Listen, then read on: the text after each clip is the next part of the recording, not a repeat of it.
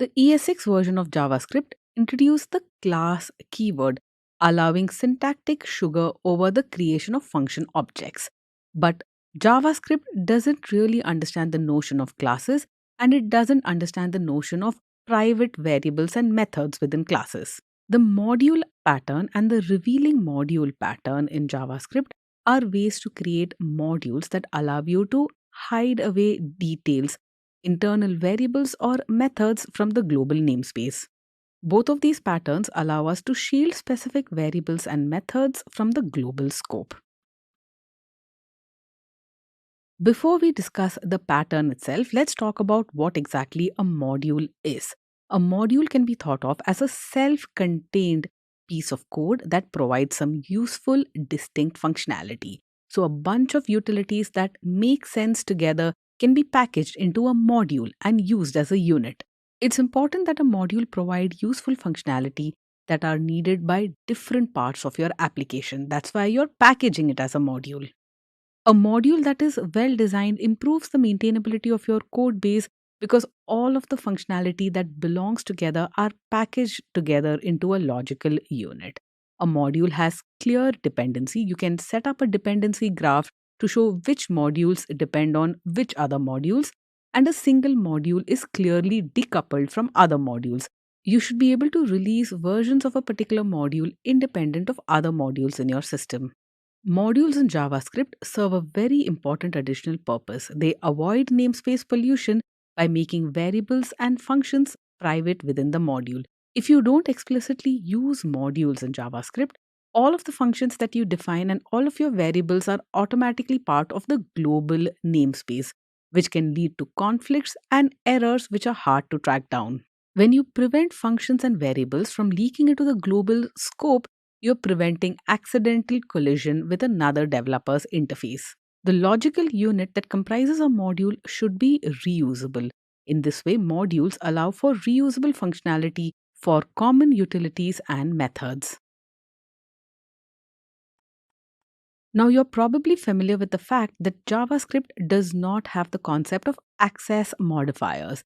You can't keep variables and functions private in JavaScript, and this you might consider a major drawback. When you're working with a large code base, it's important that you have some way to provide public and private encapsulation for your classes and objects. When you use the module pattern to create JavaScript modules, what you're emulating is single instance classes that can shield parts of the class from the public scope. Within your application's code, there can just be one instance of a module that is available for use. This module will expose only parts of the functionality that it wants to keep public, and it has the ability to protect other parts of code that should be private. The module pattern allows you to ensure that only the code that you want to be public is public and the rest of your code and your variables are private. This keeps functions and variables from polluting the global scope, thus reducing naming conflicts. When you use the module pattern, you can expose intuitive functions and methods from your module, which can be used by your clients. And these clients can be external clients or other parts of your software system. But for every method or API that you expose to the public, you might have a number of helper methods that should not be directly invoked by your clients. And the module pattern allows for this, allows for the privacy of helper methods that do the heavy lifting in your code. Helper methods can be kept private when you use the module pattern, and thus the module allows us to expose only those methods that should be used by clients. The module pattern is implemented in JavaScript using closures and immediately invoked function expressions. This is what allows us to keep module variables and methods private. Hopefully, you're already familiar with the concept of closures in JavaScript. Closures are inner functions that have access to the outer functions variables. In the module pattern, we'll define closures within an immediately invoked function. And hopefully, you're also familiar with immediately invoked functions. Let's see an example of what that is. An immediately invoked function is one that is invoked or executed as soon as it is defined. So there is no separation between where a function is defined and when it's invoked. Both of them are closely tied and occur one after the other. Here is what an immediately invoked function looks like in JavaScript. This is the general structure of any immediately invoked function. So let's understand what exactly is going on. We'll first have outer parenthesis indicating that all of the code within the parenthesis makes up a single logical unit. The code defined within this outer parenthesis can be thought of as one statement or one block of execution in JavaScript. Within this single execution block, we have our function definition, which we define using the function keyword. The parenthesis after the function keyword is where we specify the input arguments for our function. Here in this example, this function has no input arguments.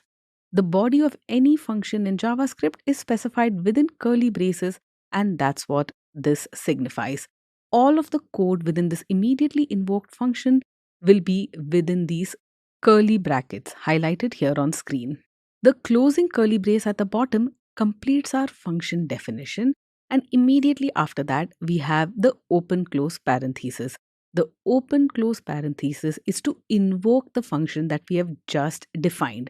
This function has no name, it is an anonymous function which is invoked as specified by these parentheses as soon as it is defined. When an immediately invoked function is executed, the standard practice is to have this function return an object, and the object that this function returns is our module.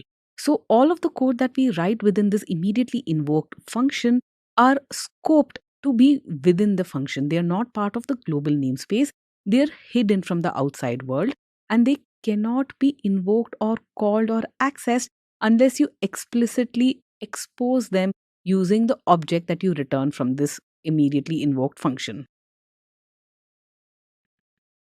The object that this function returns is typically assigned to a variable with a meaningful name, and this variable is a reference to the module which can then be used by other parts of your code. What we have here is the basic structure of an immediately invoked function expression which is used to create modules in JavaScript. The module pattern is extremely useful to provide public and private encapsulation for your methods and variables, but there are certain things you need to keep in mind when you use it. Private and public members are accessed and set up differently. It's not consistent the way we define private members and the way we define public members. Once your module has been created and set up, it's not possible to extend that module by adding additional private functionality. Methods can be added later, that is part of the public functionality of the module, but they can't access private members. Private members can be added only by changing the code of the module itself, by modification, and not by extension. Also, if you want your code to be rigorously tested, unit testing is difficult when you use the module pattern. Some of the drawbacks that are encountered in the module pattern can be overcome by using the revealing module pattern to create modules. The revealing module pattern is a variation of the module pattern that provides a more consistent interface for private and public methods. When you use the revealing module pattern, all functions and variables are defined in the same way. All of them are originally part of the private scope. The definition of public and private methods are not different, thus, the development of the revealing module pattern is more consistent. The revealing module then returns an object exposing only those methods and properties that are to be public. So, you selectively choose which of the methods from within your module have to be exposed, and you go ahead and expose just those. Now, the objective of the module pattern and the revealing module pattern is the same. But using the revealing module pattern improves the readability and maintainability of your code by making your code more consistent and easier to understand. Whatever caveats we had spoken of when we discussed the module pattern also apply to the revealing module pattern. In addition, the code for the revealing module pattern can often be more fragile.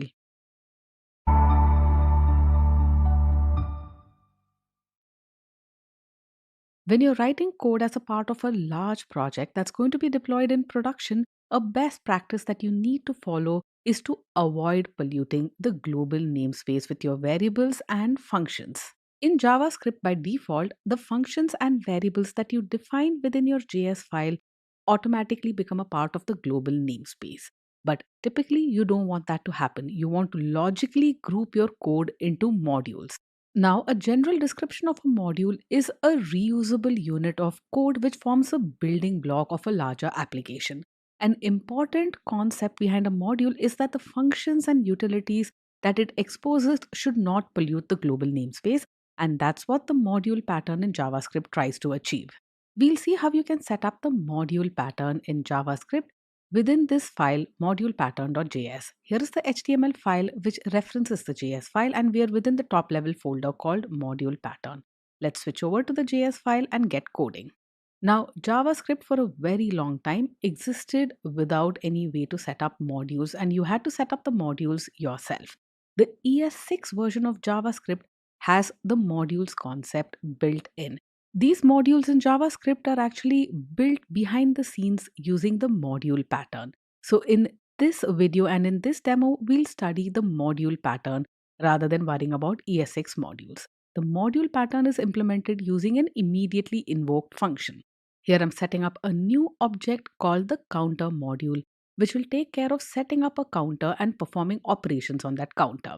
The immediately invoked function definition starts on line 1 with the open parenthesis and ends on line 5 with the corresponding close parenthesis. The open close parenthesis tells us that this function is invoked as soon as it is defined. Within this immediately invoked function, I'm going to set up variables and functions that will be private within this module. The module is basically this entire immediately invoked function. The counter module has a counter variable initialized to 0 at first, and I'll now expose functions that will allow us to manipulate the value of this counter. I'm going to return an object that is assigned to the counter module variable, and this object will contain different functions manipulating the counter. If you want to access the current value of the counter at any point in time, you'll use the get counter function. This get counter is an inner function defined within the outer immediately invoked function and thus has access to the counter variable which is a part of the inner function's closure. This counter module exposes another function to increment the counter value. This function is called increment counter, and this simply increments the counter value by 1 and prints out a message to the console log, which is the value of the counter after increment.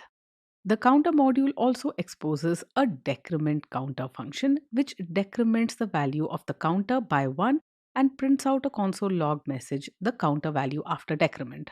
And finally, this counter module exposes a function to reset the current value of the counter. We'll print out the last counter value, initialize it back to 0, and print out the counter value after reset. And this object here with specific functions exposed makes up our counter module. The counter module has variables and functions that are not part of the global namespace. Instead, all of these functions will be accessible only via the counter module object. Let's take a look at the counter module within the browser window. Click through to modulepattern.html and open up Chrome Developer Tools. Here is the counter module object, and if you expand it, you'll see all of the functions that it exposes, allowing us to manipulate the counter. The counter variable is completely internal and not in the global namespace. It's essentially private. All of these four functions that you see here on screen are able to manipulate the counter because the counter is a variable which is a part of these functions closure. Let's expand one of these functions here, the decrement counter, and if you take a look at the scopes corresponding to this function, you'll see that it has access to two scopes. The first is, of course, the global scope, the parent window object, and other functions in the global scope. You can also see that it has access to its closure scope, which has the counter variable currently set to 0. It's not just the decrement counter function, you can expand other functions in this counter module as well. And if you take a look at the scopes, you can see that all of them have access to the closure scope and the counter variable declared within that scope. And this is how you logically organize units of code so that there are private functions and variables only available within your module. Having hidden our counter behind our counter module, let's now perform operations on the counter using the functions that the module has exposed. The first function that I'm eager to test out is the increment counter function that will increment my counter value by 1. Let's switch over to Chrome and hit refresh, and here is the counter after increment. And if you expand these functions and take a look at the closure scope of one of these functions, let's say get counter, you can see that the counter variable has been set to 1 here. Let's play with this module once again. I'm going to invoke the increment counter function again and then call a decrement counter function. So we have two increments and a single decrement. Switch over to Chrome and hit refresh, and you can see that the counter starts at 0, becomes 1, and then 2, and then after decrement it goes back to 1. And the final value of the counter, when you take a look at the scope, is equal to 1. That is the current value of the counter after all of the code has been executed. Back to the code now to perform more operations on the counter. I'll increment the counter once again and make another decrement call. And after all this incrementing and decrementing, I'm going to call reset counter to reset the counter back to 0. Let's see if this is what happens. Hit refresh, and there you can see it. We have a bunch of increment and decrement operations. And finally, we reset the counter so that it's equal to 0. Thus, we've seen how using the methods exposed by the counter module, we're able to manipulate our counter variable, which is not accessible directly in the global scope.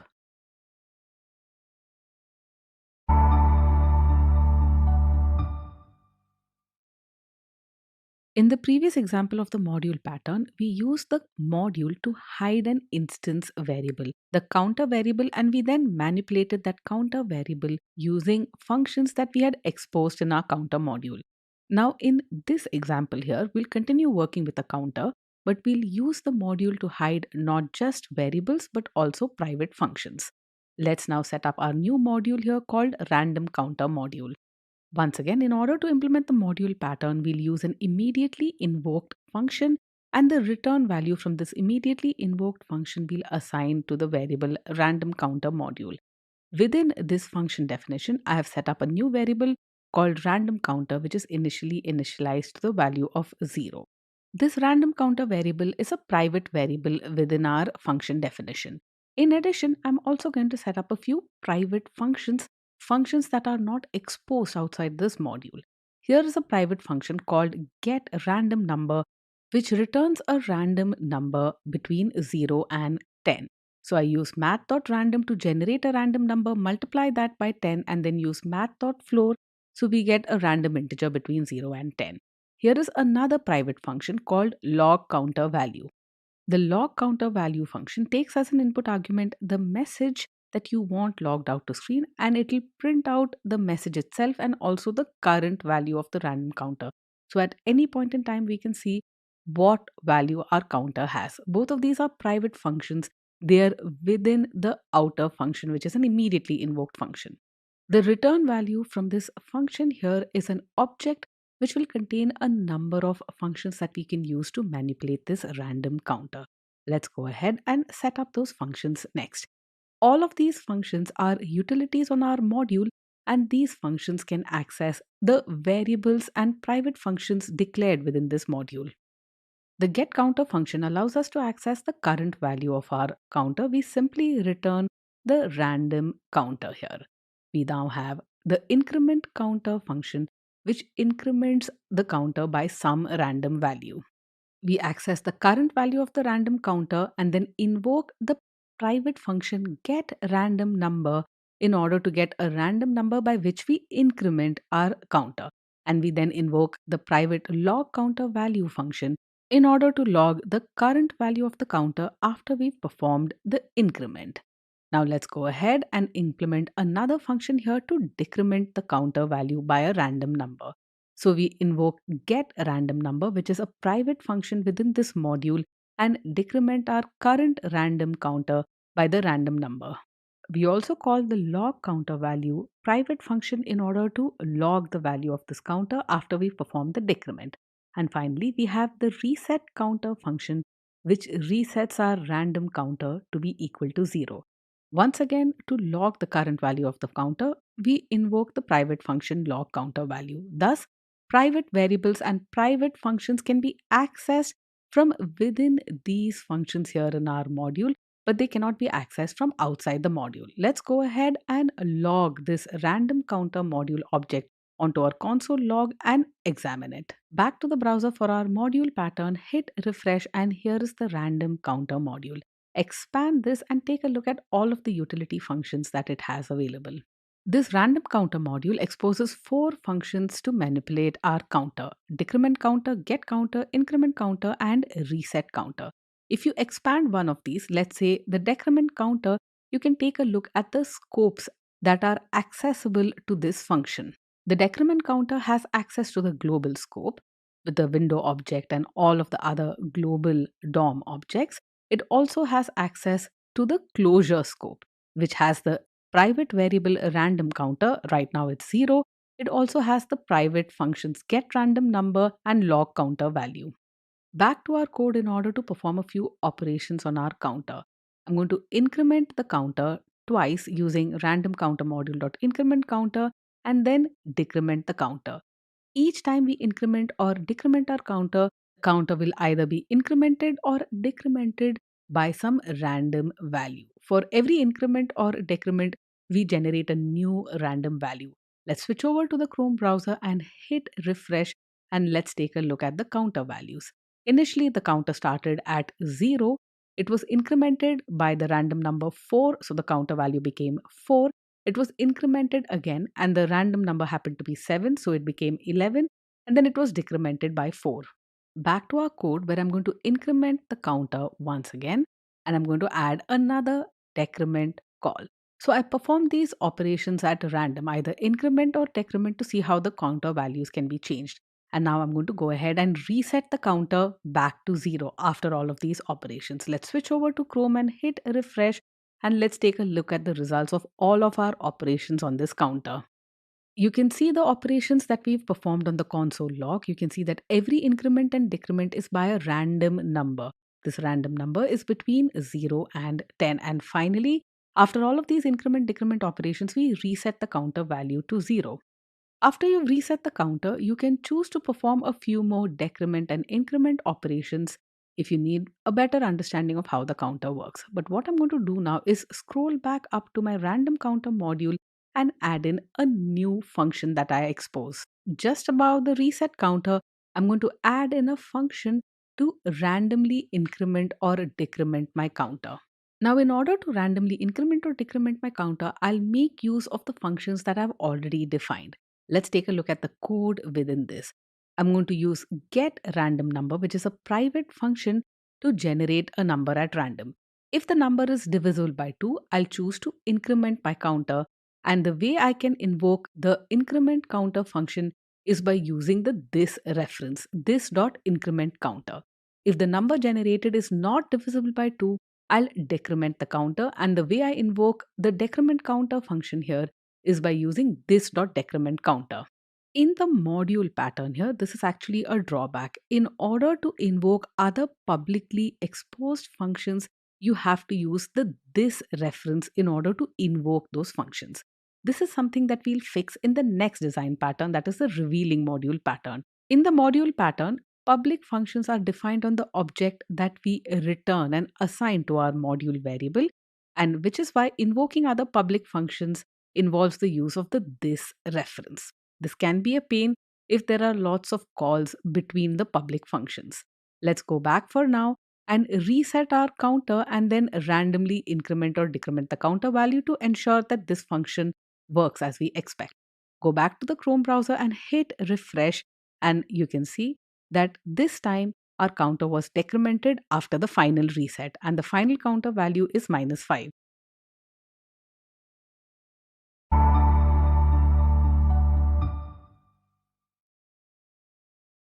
The module pattern that we saw in the previous demo allows us to hide private variables and functions and prevents them from polluting the global namespace.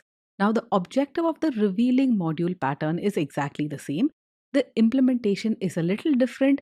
When you apply the revealing module design pattern in order to create modules within your program, you'll find that your module interface is a little more consistent and intuitive and easier to work with. The main difference between the module pattern and the revealing module pattern is the fact that all functions that you define within a module are private by default in the revealing module pattern. We then go ahead and selectively expose those functions that we want to make public. So we'll have all of the private functions which can call each other freely without a reference to the this object, and we'll then selectively make certain functions public. Thus, there is no functional difference between the module pattern and the revealing module pattern. The objective of both is to have reusable bits of code within a module and not pollute the global namespace. But you might find that the implementation of the revealing module pattern is a little more intuitive and easier to work with. Let's switch over to our JS file and get started coding. Here we have our counter module, which we set up using an immediately invoked function. The initial value of our counter variable is equal to 0. This is a private variable within our function. Now, all of the functions that I might expose as utility functions from within this module, I'm going to declare as private functions within the outer immediately invoked function. Here is a private function which increments this counter value by 1. We call counter plus plus and log out the value of the counter after we perform the increment operation. We then define another private function called decrement counter, where we execute counter minus minus and log out the current value of the counter after decrement. In exactly the same way, we'll have the reset counter function also be a private function. We'll log out the last counter value, initialize counter to 0, and then log out the counter value after reset. Now, the object that we return from this immediately invoked function will contain only those methods that we want to expose to the external world. Let's say you want all of the clients of this module only to be able to increment the value of the counter that you have provided. You don't want them to be able to decrement or reset the counter.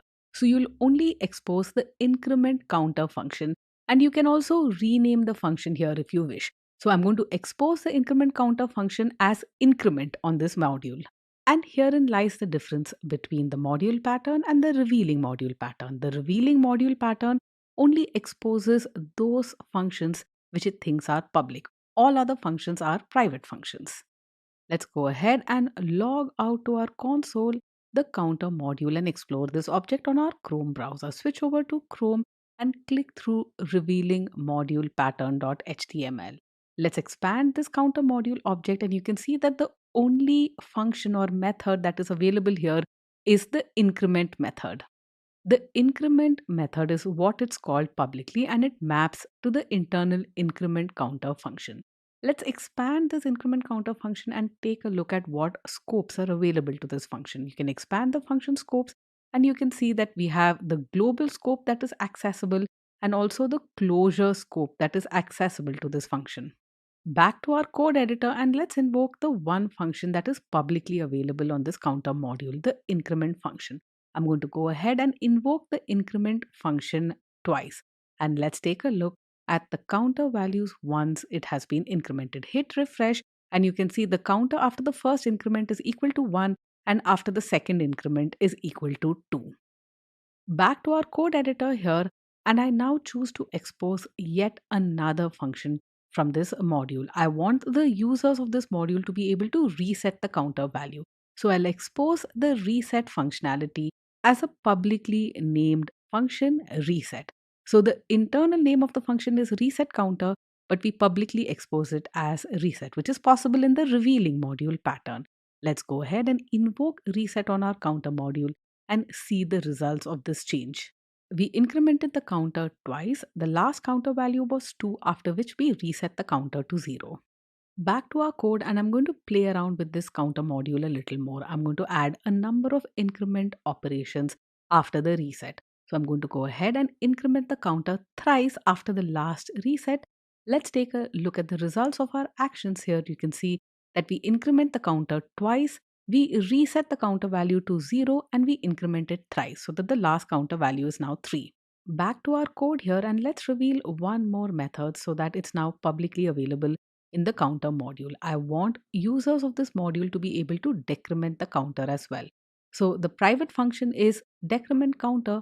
I'll expose it using the name decrement. Now all of the counters utilities are available to us. I'm going to reset the counter back to 0, and then invoke different operations. I'll use the dot decrement function to decrement the counter value and the dot increment function to increment the counter value. I'll perform one last decrement here before we take a look at the result. On the Chrome browser, when we hit refresh, our newly added code prints out the last four messages. We reset the counter to 0, then we decrement to -1, increment to 0, and decrement to -1 once again.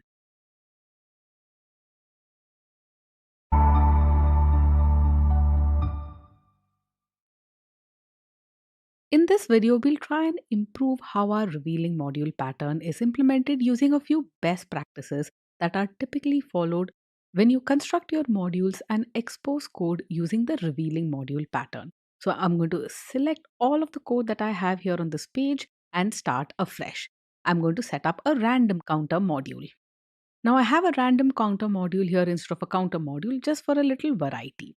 I'm now going to use an immediately invoked function to set up this revealing module pattern. Within this function that I'm going to execute right away, I have a random counter initialized to 0 and a random number initialized to a random number that I generate.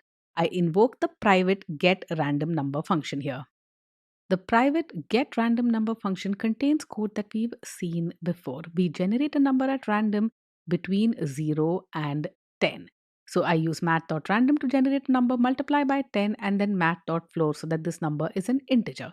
Observe the use of the prefix private for this function. Now, this prefix is to tell clients or users who look at this code that this function is a private function and should not be exposed as a part of the revealing module. This actually makes very clear to people who maintain this code what functions are to be exposed and what are not to be exposed. Let's set up another private function here, log counter value. I use the private prefix to tell maintainers of the code that this is a private function and should not be exposed outside of the module. For functions that you do plan to expose publicly, you'll use the public prefix. For example, increment counter is something that we want our module clients to be able to invoke. So I'll call this function public increment counter. Because this is a random counter, I'll simply increment my counter by the random number that I generated up front. Once this is done, let's move on to the next public function, public decrement counter, where we decrement our random counter by the random number and print out a message to the console log. I have another public method here that I plan to expose to the clients of my module, public randomly increment or decrement counter. I generate a number. If the number is divisible by 2, I'll increment my counter. And if the number is not divisible by 2, I'll randomly decrement the counter. Observe how we can invoke the other private functions without using a this reference. In the revealing module pattern, all functions are defined as private functions so they can call each other freely without a reference to the this object. This actually makes the revealing module patterns code a little more readable. Now that I have all my functions set up as private functions, I can pick and choose what functions I want to expose to the clients of this module. All of the functions which have the public prefix I expose, such as public increment counter, public decrement counter, and public randomly increment or decrement. In addition, I also expose a variable as a property of my module. This is the random number that we'll use to increment or decrement our counter value. I expose it as random number property. Now that we have our module set up, let's log it out to the console and take a look in our browser window at what this object looks like. Here is our random counter module, and here are all of the publicly exposed methods. We have the decrement function, the increment function, random increment or decrement, and finally we have the random property that we have exposed as well, random number property. This is the random number by which our counter will be incremented or decremented. Let's go back to our code and increment this counter exactly once. I call random counter module dot increment, and let's switch over to Chrome and hit refresh, and you can see that the counter after increment is equal to 8. That's because the random number property, which is what is used to increment and decrement our counter, is equal to 8. I'm going to go back to my code and play around with this a little more, add in another increment and a decrement counter as well. Remember, We initialize a random number, and each time the counter will be incremented and decremented by that random number. This time, the random number is 3. As you can see from the random number property, the counter after the first increment is 3, then 6, and after one decrement is back to 3.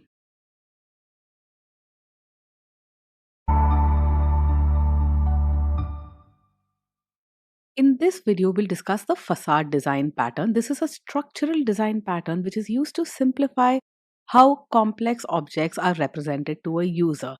The facade design pattern seeks to express a simple, unified interface to help clients achieve objectives, as opposed to exposing granular behaviors which clients then have to put together to achieve their objective.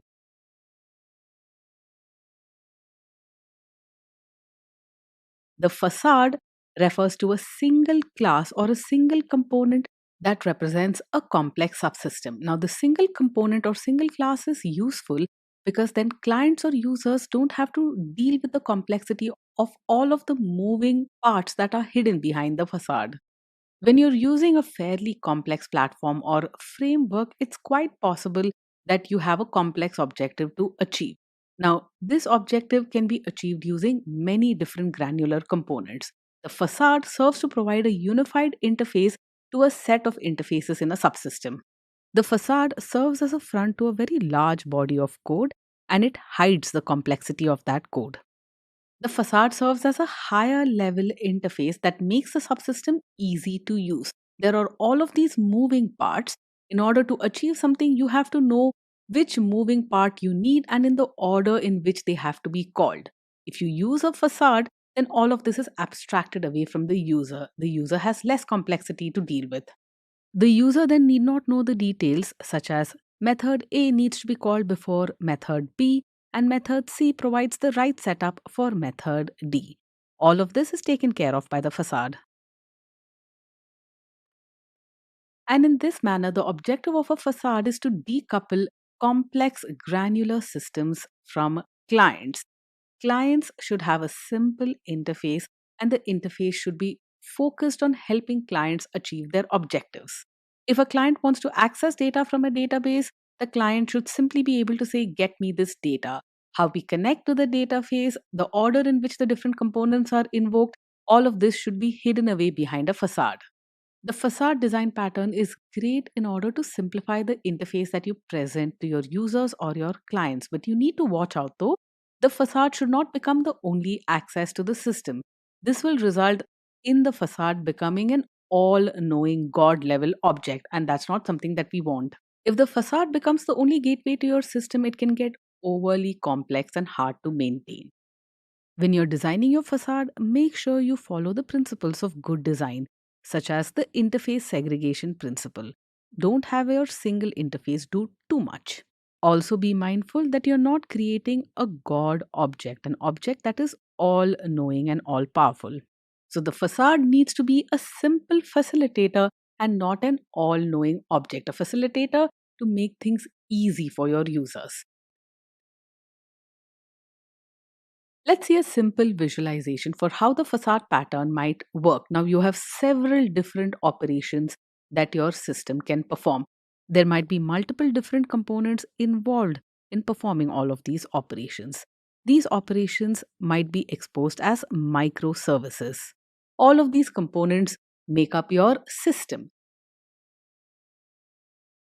Now, a facade stands in front of your system and offers a very simple unified interface to the client. The interface can be as simple as do something. The client should have several options present before it. The client can choose to interact with the microservices or the components directly, or the client can choose to interact with the facade, which makes things simple. The client will then simply invoke do something or do it, and the facade will take care of the rest. Now, you may not have just a single facade for your system. If your system is fairly complex, you might have one facade and an optional additional facade that is open to the client or might be used by your single facade as well. Now, you may not have just a single facade for your system. If your system is fairly complex, you might have one facade and an optional additional facade that is open to the client or might be used by your single facade as well. Here is an intuitive example of what a facade is from the real world. Now, let's say you're buying stuff from an e commerce site. Now, there are several operations that go on behind the scenes in order to deliver this stuff to you: order fulfillment, billing, and maybe shipping. Each of these components have their own complexity and they can go wrong in different ways. If something goes wrong with any of these components, you're not going to call the order fulfillment team or the billing team or the shipping team. You'll call the customer service or the customer support team, which acts as a facade in front of all of the other systems. Based on the kind of problem that you have with your order, the customer service team will take care of contacting the right team behind the scenes to get your problem sorted out. So, where would you typically find a facade?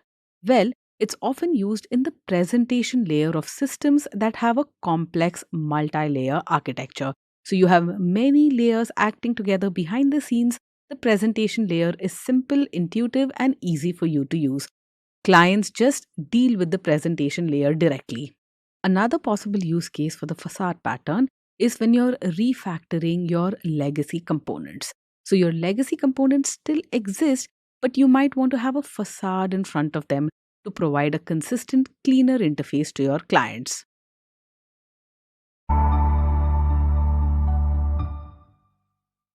In this demo, we'll see how we can implement the facade design pattern in JavaScript. The facade design pattern allows us to present a convenient higher level interface to our client code, hiding the complexity of the internal systems.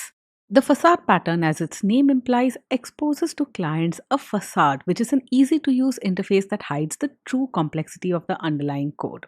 In order to demonstrate the use of the facade pattern here, I'm going to be doing a little bit of coding using the React library for UI development. React is a component driven framework originally written at Facebook, which is now open source and freely available to web developers around the world. When you use React, you set up UI widgets in the form of components. Simpler components come together to form more complex components. In order to be able to use the React library for component driven development, I have script tags here within my HTML file which references the React and React DOM libraries at unpackage.com.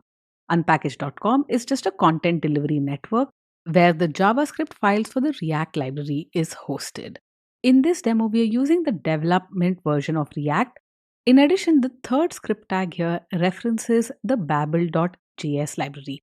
Babel is a compiler used for JSX. JSX is simply a JavaScript extension that allows us to embed HTML code in a simple XML format within our JavaScript code. Babel then compiles this XML like code into pure JavaScript so that the browser can understand it. Now, if you've never worked with the React library, don't worry, you'll still be able to follow along and understand how the facade design pattern works. Let's take a look at the other files that we have here. I'm going to expand this images folder because I'm going to use a few images in my HTML page. Rain1 and Rain2 are two JPEG files which are images that we'll embed in our HTML.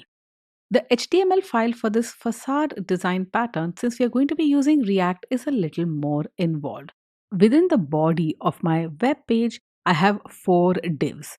The first div with ID time ID, then a div with the ID text ID, then image ID 1 and image ID 2. These are the divs that will hold the different React components that I'll render to screen. And below that, I have four script tags referencing the different JS files that we'll use to write our code. The first three JS files, current time component, image component, and text component, are files where we'll define React components to be rendered by our browser. And the last file here, facade pattern.js, is the JavaScript file where we'll implement the facade pattern. Observe that the type attribute for all of these script tags is set to text/Babel. This will ensure that the Babel compiler is run on all of these JavaScript files to convert JSX to pure JavaScript. Let's now head over to current time component.js to write our first React component. Our React components are going to be very simple stateless components, and even if you've never worked with React before, you'll find it easy to follow along. We've defined our component in the form of an ESX class. Class current time component extends react.component. All React components extend this base react.component class. Now, components can have different functions, but the one function that is compulsory for any component to have is the render function. And this render function defines how this particular component is rendered into the browser. You can see the code within the render function, which simply returns a div element that displays the current time. Observe how we embed HTML code into our JavaScript file. And this is exactly what JSX is about, allowing you to embed an XML like syntax for your HTML code within JavaScript. Within this current time component class, I'm going to define another function, which is a special function that React understands. Component did mount. This function is invoked by the React library when this component has been mounted into the DOM. That is, the HTML corresponding to this component has been rendered in our HTML page. Essentially, for every component that I render into my HTML page, I want to know when the component has completed mounting. And for this, I'm going to use events.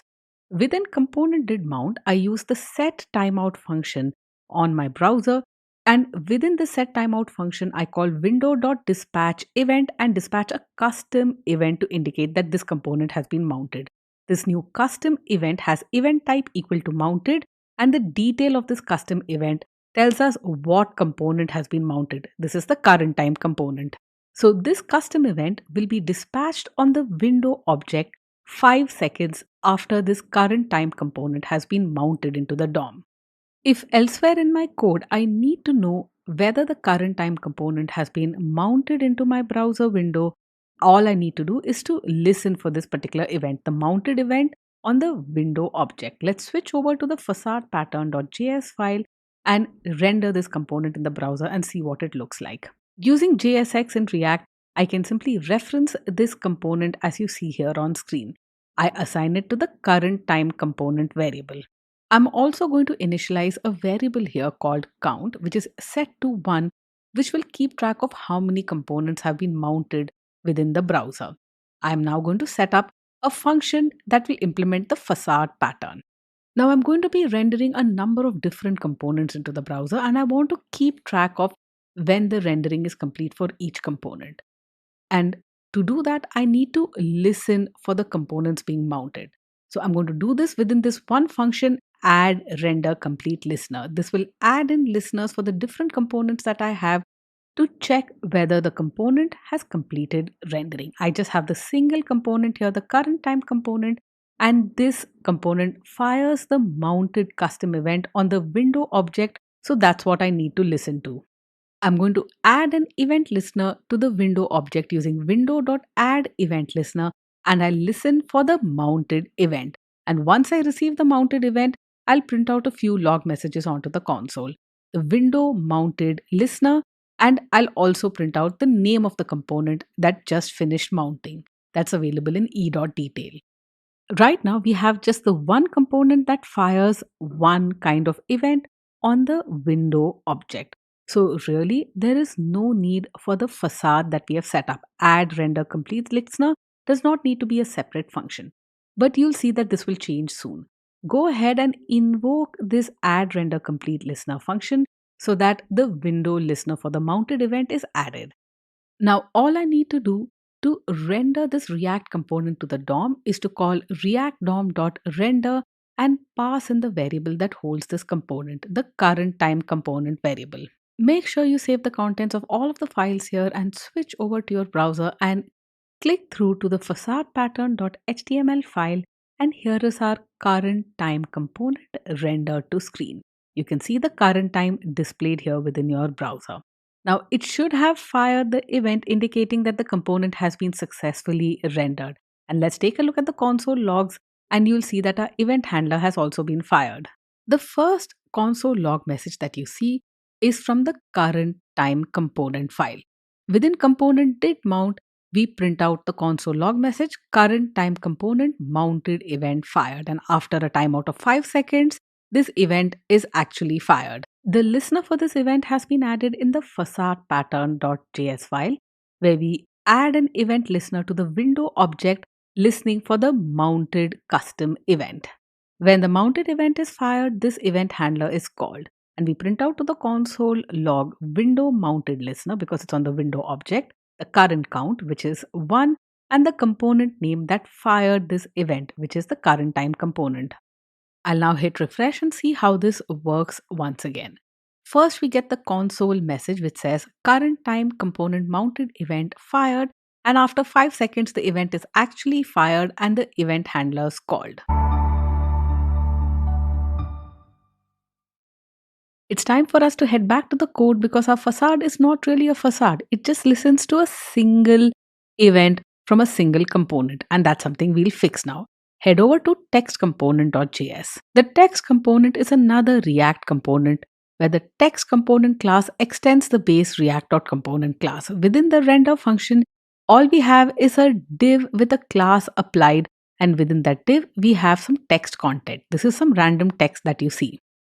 Once the HTML elements corresponding to this component have been rendered into the DOM, component did mount will be invoked. And here we'll once again fire an event to indicate that this component render is complete. After a 5-second timeout, we'll dispatch an event on the window object, window.dispatch event, and this custom event is of type completed, and the detail for this custom event is the name of the component, text component.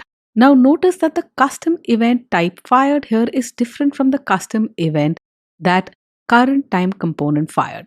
Now this happens often in the real world where different components might be set up by different teams and they end up using different events. So it's quite possible that the team that built the current time component thought that the custom event type should be mounted, and the team that built this text component decided that the custom event type should be completed. This is why we need a facade to listen to all of the different types of events that might be fired. Now that we've defined this text component, let's switch over to facade pattern.js and instantiate a variable referencing this text component. Now, in our add render complete listener, that is our facade, we'll need to add in an additional event handler. Now that we have different types of events that we need to listen to, you see the utility of having this function as a facade. The same function can listen to the different events from different components, and all clients need only interact with this simplified interface, which simply adds all of the render complete listeners no matter what event is fired. The new event listener that we've added is on the window object, window.addEventListener. This listens for the completed event. And within the event handler, we print out to the console log window completed listener and the name of the component, which is available in e.detail. Scroll down to the bottom. I'll now render this text component to the DOM as well under the top level div which has ID equal to text ID. Switch over to the Chrome browser and hit refresh, and now both components are rendered in our HTML page, the current time component and the text component. On the console log, you can see that the current time component has fired the mounted event and the text component has fired the completed event on the window object. And because we have wired up two listeners using our facade, we handle both of these events seamlessly. Within our add render complete listener function here, which acts as a facade, we add an event listener on the window object for the mounted event and another listener on the window object yet again for the completed event. Back to our code editor here, where we have a third component developed by yet another team. This component is an image component which renders an image into our web page. The image component extends the base React.component, and within its render function, you can see that we have an outer div, and within this, we have an image HTML element with the source points to this.props.image. In React, this.props is what components use to refer to properties that are passed in from higher level components. This.props contains the input arguments that are passed into this image component. Once this component has been rendered and mounted into the DOM, React will call the component did mount function, and here we'll fire an event. But this time, since it's a different team that has developed this component, the event that this team chose to fire was on the document object. So it's document.dispatch event, and the custom event type is completed. And we pass in the detail property the name of the component, which is image component. Now that we are using all of these components developed by different teams and they fire different events, our facade is getting useful. Let's switch over to the facade pattern.js file. I'm going to set up two images to be rendered within my browser using two image components stored in variables image component 1 and 2. In order to listen for the render complete of this image component, I'll need to update my facade. Now, the utility of this function that acts as a facade becomes obvious as we have different kinds of events on different objects that need to be handled. The use of this function that acts as a facade abstracts away all of these details from the client. If we didn't have this facade, each client would need to know of the different types of events that could be fired and the different objects on which the events could be fired. I've added a new event listener here to listen for the completed event on the document object. Document.add event listener completed, and we'll print out to the console log document completed listener and the name of the component available in e.detail. Scroll down here and let's use React DOM.render to render the first image component into our HTML page. Let's switch over to our Chrome browser, hit refresh, and you can see that all three components are rendered into our browser. All of the corresponding events also have been fired on the window object as well as the document object. And thanks to our facade, we have event handlers for all of these. We have listeners on the window object for the mounted and the completed events, and the document object for the completed event, that is the third listener. Let's go back to our code and render the third image component and hit refresh here. And now all four of our components have been rendered within our HTML page. There are three different types of components, three different event types are fired on different objects, and we listen to all of them. Let's go back to our code here. A facade here was useful because it abstracted away from our clients the details of the different objects and the different event types fired on those objects. For example, you might have another component which fires the mounted event on the document object. Well, you'd simply add that listener within the facade.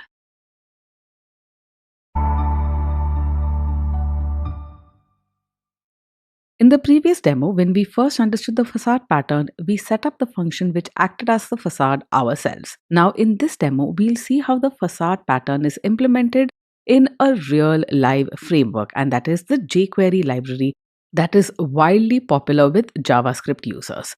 You'll see how the Jquery library uses the facade design pattern in order to abstract away the Ajax requests that you make in Jquery.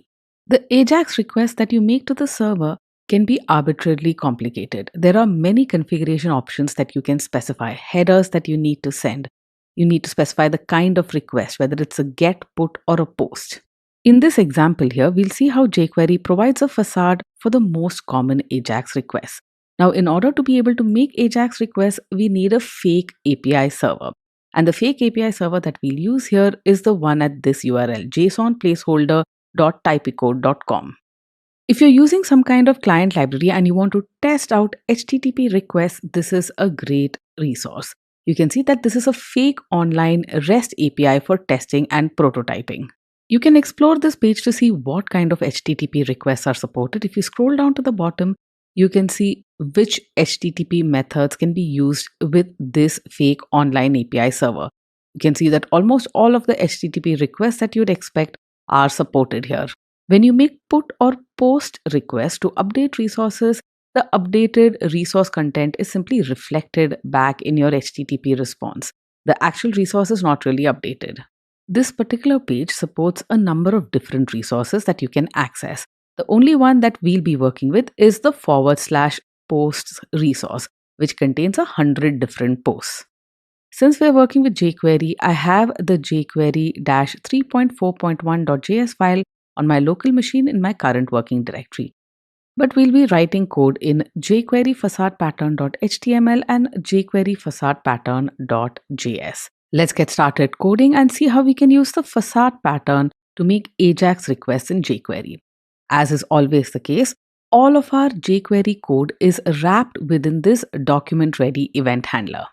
The document ready event handler is invoked only when the DOM is completely ready and available for us to access and manipulate. This ensures that any code that we write here that accesses the DOM will have the DOM available.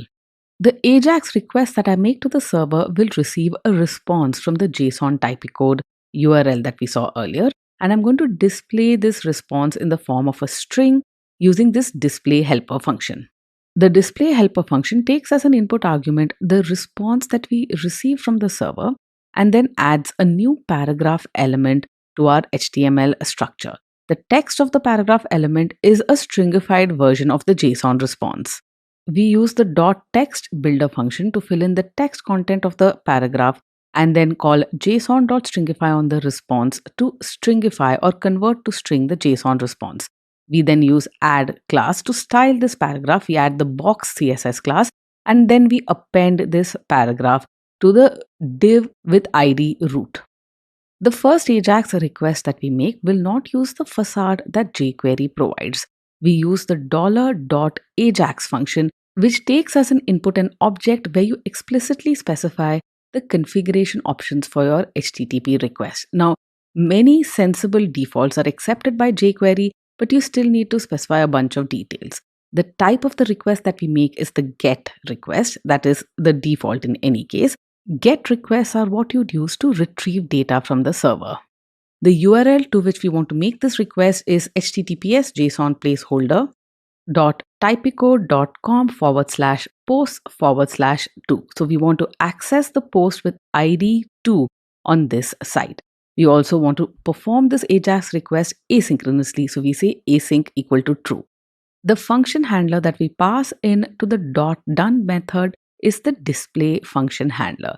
When the response is received from the server, display will be invoked to print the response out to screen. This is an example of making an HTTP request to the server using jQuery, but without using the facade that jQuery provides. As you shall see, this of course works, but all of the complexity of the request is exposed to the user or to the client. Let's see how this works by heading over to the Chrome browser and clicking through to jQuery facade pattern.html, and here is the response from the server displayed within our browser. This is the string representation of the post that we receive from our fake API server. This is the post with ID equal to 2.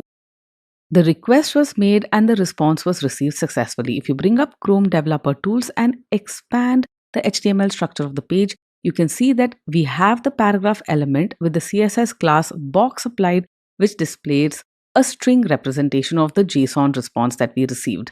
I'll now take a look at the Ajax request made to the server using the network tag. This will allow me to see the XHR request that my browser client has made to the server. While on the network tab in Chrome Developer Tools, I'm going to hit refresh, and there you see it right at the bottom, the XHR request that our client has made to the server. You can see that the initial requests were to get the HTML and JS files, and the fourth request, the one with ID 2, is our XHR, our Ajax request from our page.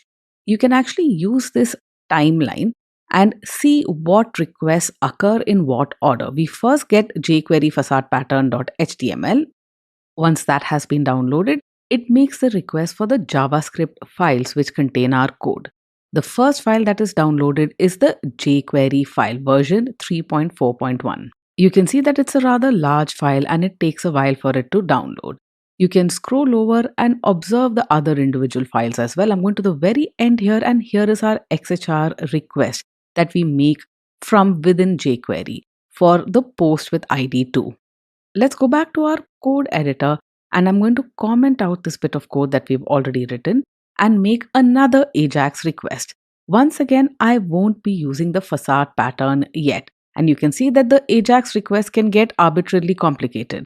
This Ajax request not only specifies the type of HTTP request, which is a GET, the URL, also async is true. We also specify the data type that we expect in our response. Data type is equal to JSON. It's pretty clear that as you specify more configuration options, the query becomes harder to maintain, harder to read, and you're not hiding complexity from the user. Let's go back to our Chrome browser, hit refresh, and you can see that the response for this query, which gets the post with ID 20, is successfully received.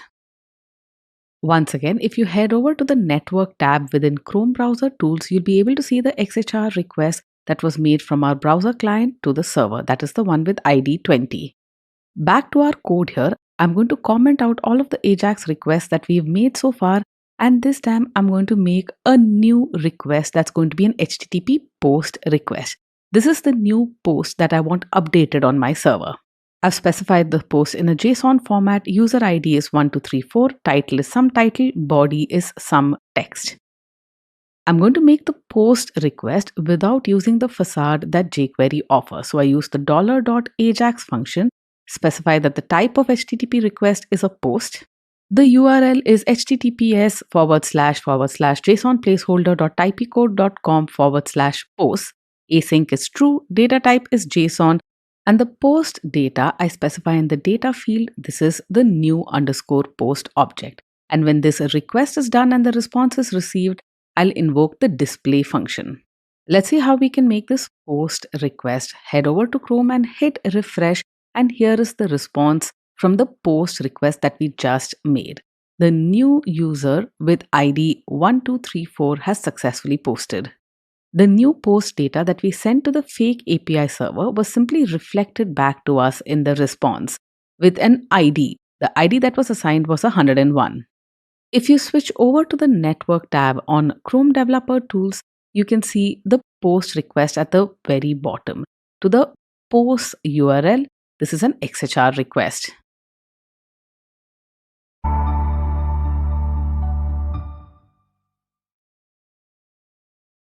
If you want to very granularly configure the details of the request that you send to any URL, using the Ajax function directly makes sense. But for simple get and post requests, you should be able to use the facade that jQuery provides, and that's exactly what we'll do next. Go ahead and comment out all of the requests that we've made so far using the Ajax function, and let's take a look at the first facade. Instead of the $.ajax function, if you want to make a simple get request to any server, all you have to use is the facade $.get. You can pass in additional parameters to $.get if you want, but you see that the request is far simpler. Here, I make a get request to the URL which ends with /post/2. After the URL, you can specify additional query parameters that you want to be part of the request. I've simply specified a placeholder query parameter here, JSON. And when I receive a successful response, the display function will be called. Notice how much more compact the facade is and how much easier it is to use. You're abstracted away from all of the nitty-gritty of your Ajax request. Let's head back to Chrome and hit refresh. And here is our get request for the post with ID 2. We are here on the network tab, and at the bottom, you can see the XHR request that was our get request to $JSON. JSON is just the placeholder query parameter that I have specified. jQuery, of course, has correctly interpreted that my response is of type JSON, which it does even when we don't use the facade. Let's head back to our code editor and take a look at another example of a GET request using the facade that jQuery specifies. Here is the GET request for the post with ID 4. Post/4 is the suffix of our URL.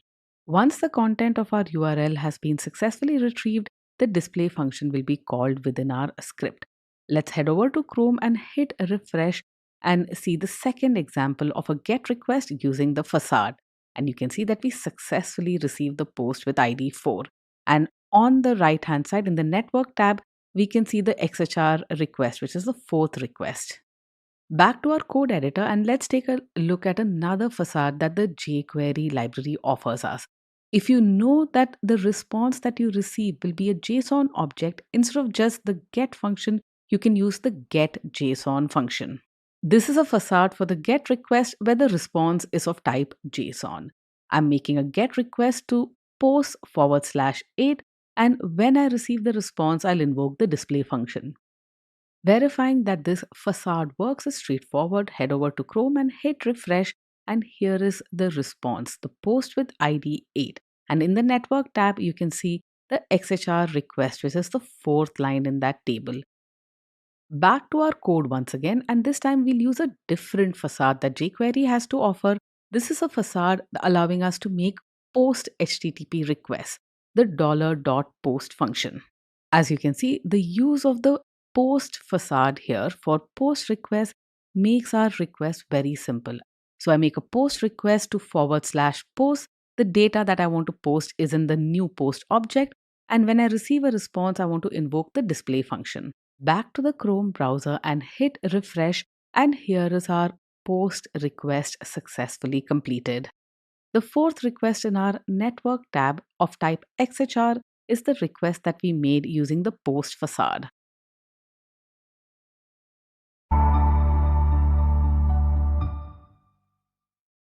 In this video, we'll discuss another popularly used design pattern, the decorator. The decorator is a structural design pattern, and you'll find many implementations of the decorator in the real world.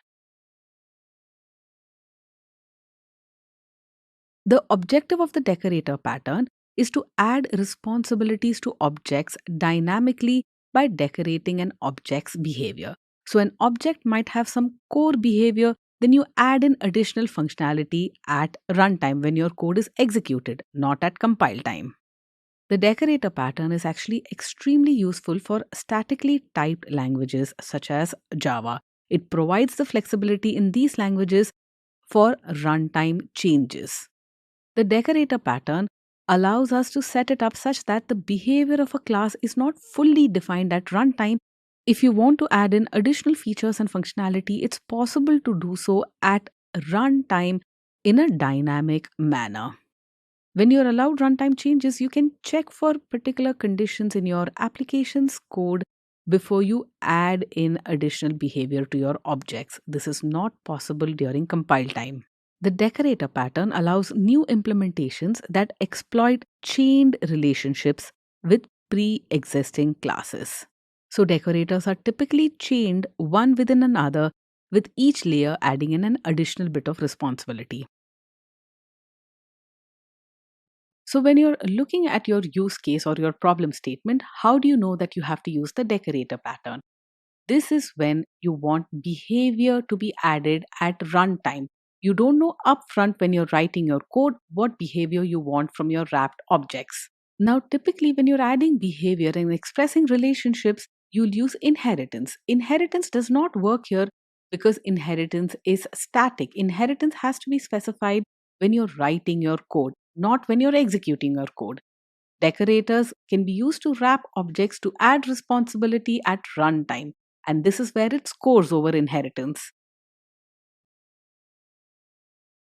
Now, before you try to use the decorator design pattern in JavaScript, keep in mind that JavaScript is already a dynamic language with the ability to extend the language at runtime. You don't really need the use of decorators. The decorator pattern is far more useful in other statically typed languages. The decorator pattern is comparatively less useful for JavaScript developers. Now, you'll find many examples of decorators in the real world. If you've used the Java programming language and you've worked with files in Java, file handling is a classic example of the decorator pattern. Now, let's consider different kinds of files that you might work with. You might be working with a CSV file, a file that contains comma separated values, data in a tabular format. A CSV file is essentially a text file. A text file, on the other hand, is a file. Observe the chained relationship. CSV is a text file is a file. This example is of a chained is a relationship. A decorator takes advantage of this chained relationship to construct and add responsibility on the fly.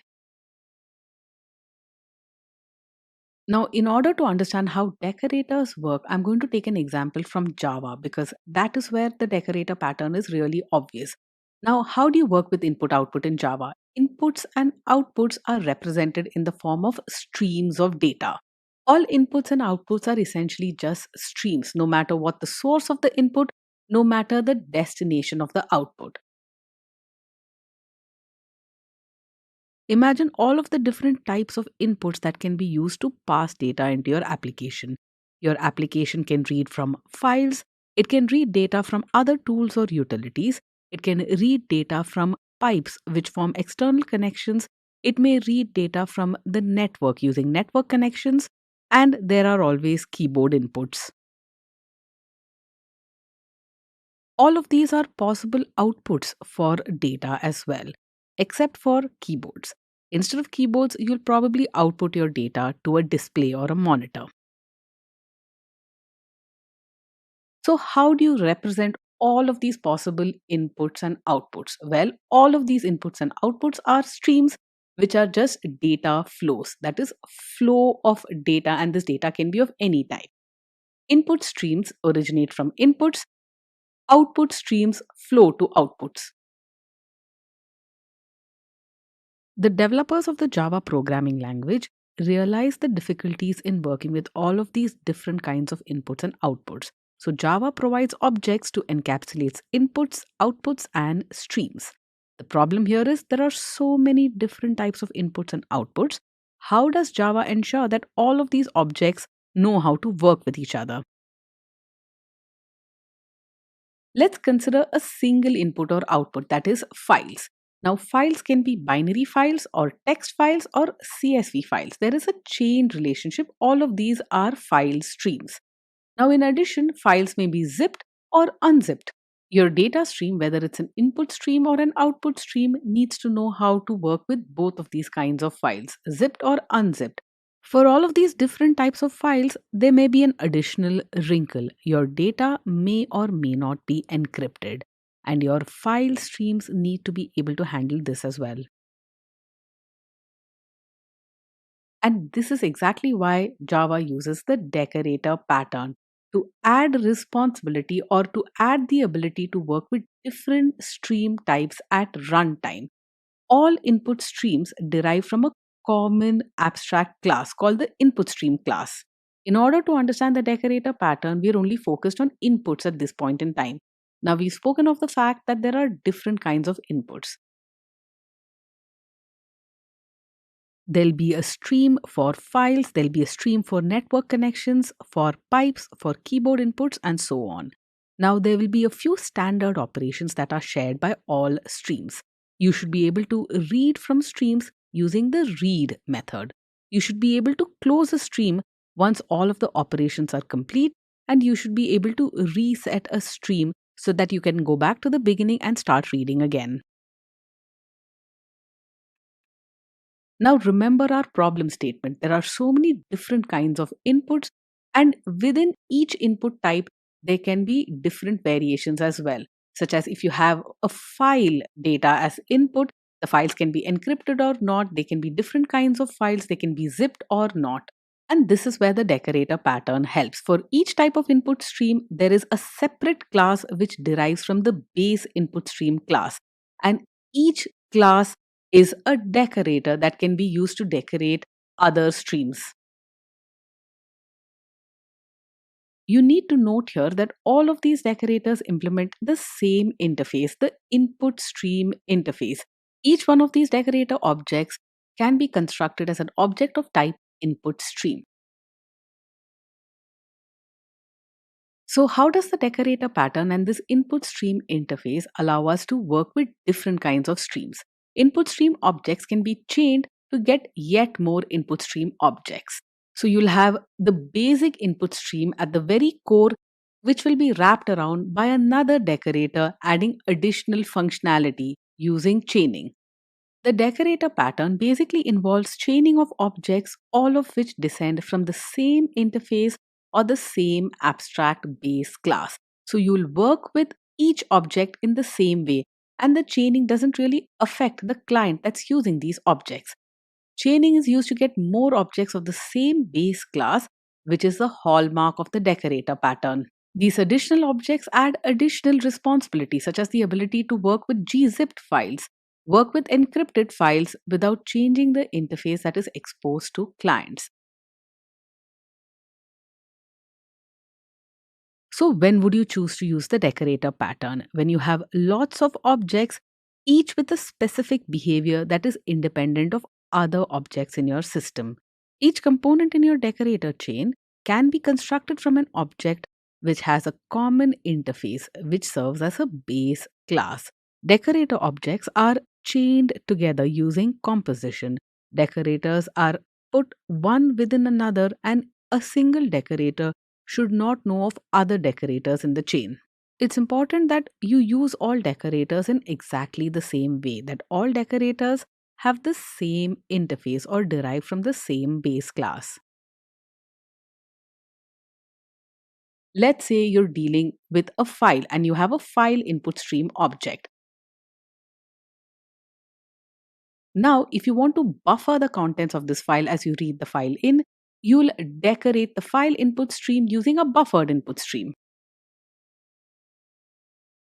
Both implement the input stream interface. The buffered input stream buffers the file input stream. Now, if this file is zipped, you'll have an additional gzip input stream that deals with the buffered input stream. And finally, if you want to deal with the contents of this gzipped file in the form of objects, you might wrap the gzipped input stream with the object input stream decorator. The user will only deal with the outermost object, that is the object input stream.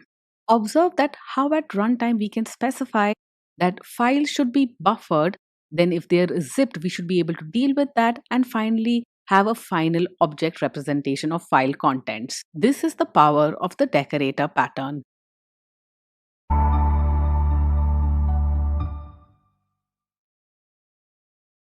In this demo, we'll see how we can implement the decorator pattern in JavaScript. The decorator pattern, as you know, is what we use to add behavior and responsibility to objects dynamically at runtime. Decorators are a viable alternative to subclassing to add responsibility and behavior.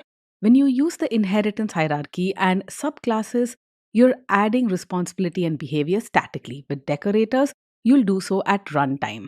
We'll be writing our code under the top level folder called Decorator Pattern. Here we are. The decorator pattern.html is a straightforward file. All of the interesting stuff will be in decorator pattern.js, and that's where we'll head. We'll first see a simple example of the decorator by setting up our own custom objects. We'll then move on to seeing how the decorator pattern is used in libraries such as React. Here is a function that allows us to construct a car object. The function's name is car and it takes as its input arguments the make, model, and the total cost of the car. Think of this as the plain vanilla car. So this dot make is set to make, this dot model is set to model. The two variables here, total cost and custom features, are variables that are local to this car function, and we'll now define an inner function, and these variables will now become a part of the closure of the inner function. I've defined this inner function which returns the total cost of the car calculated so far, and I've assigned it to this.get total cost on the car object. So this get total cost function is a property of the car object, and it returns simply whatever is in the total cost variable, which is a part of this function's closure. I'm now going to define another function called get custom features, which returns the custom features that we've added to this car. So far, the car is plain vanilla, it has no custom features. The custom features that this function returns is simply an empty list. Now I'm going to define yet another function called print details that will print the details of the current car object. This dot make will give us the make of the car, this dot model, the model of the car.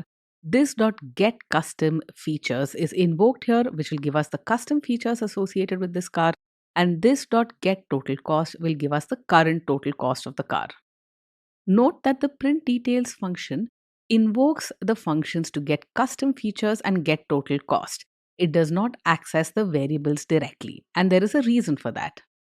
I'm now going to define a number of functions that will serve as decorators, and these function decorators will allow us to add a behavior to the plain vanilla car object constructed using the car function from earlier.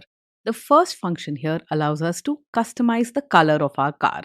Custom color is a decorator and it needs to take as an input argument the car object that it actually decorates, and that is the first input argument car.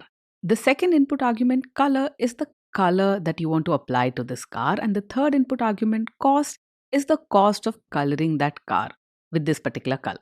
Now within this function body, that is our decorator, I invoke get custom features and get total cost to get the current set of custom features that apply to this car and the current total cost of the car.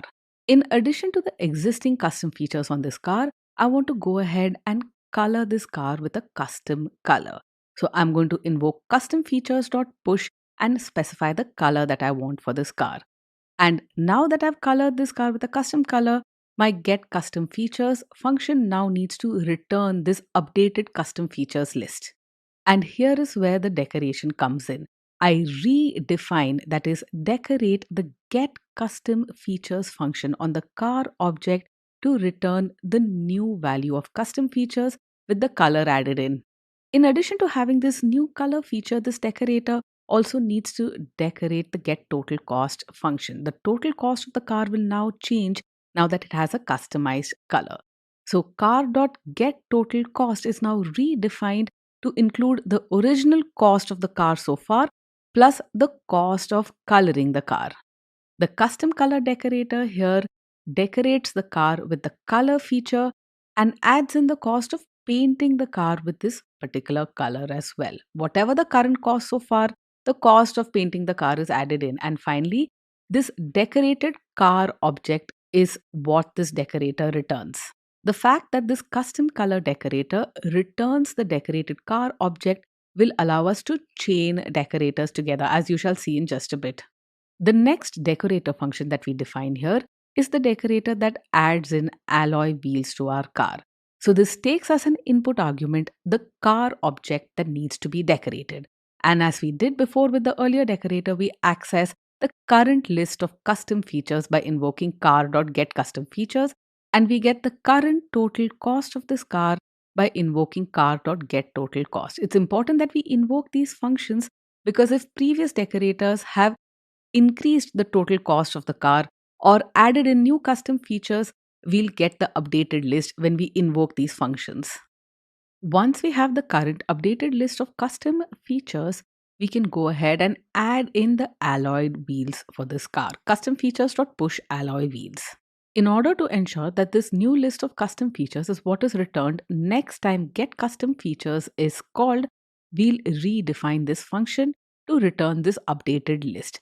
We return custom features.concat so that we return a copy of this list.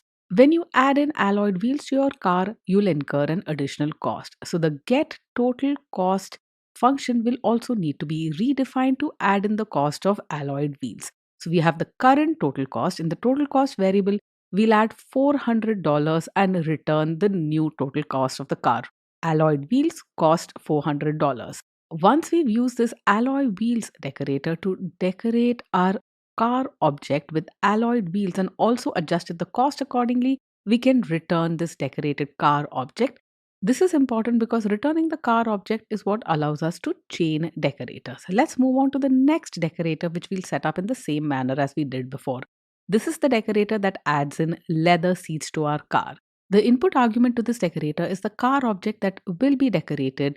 We access custom features by calling car.getCustomFeatures and the current total cost by calling car.getTotalCost. To the custom features, we'll push leather seats. That is the additional customization that we are performing on this car.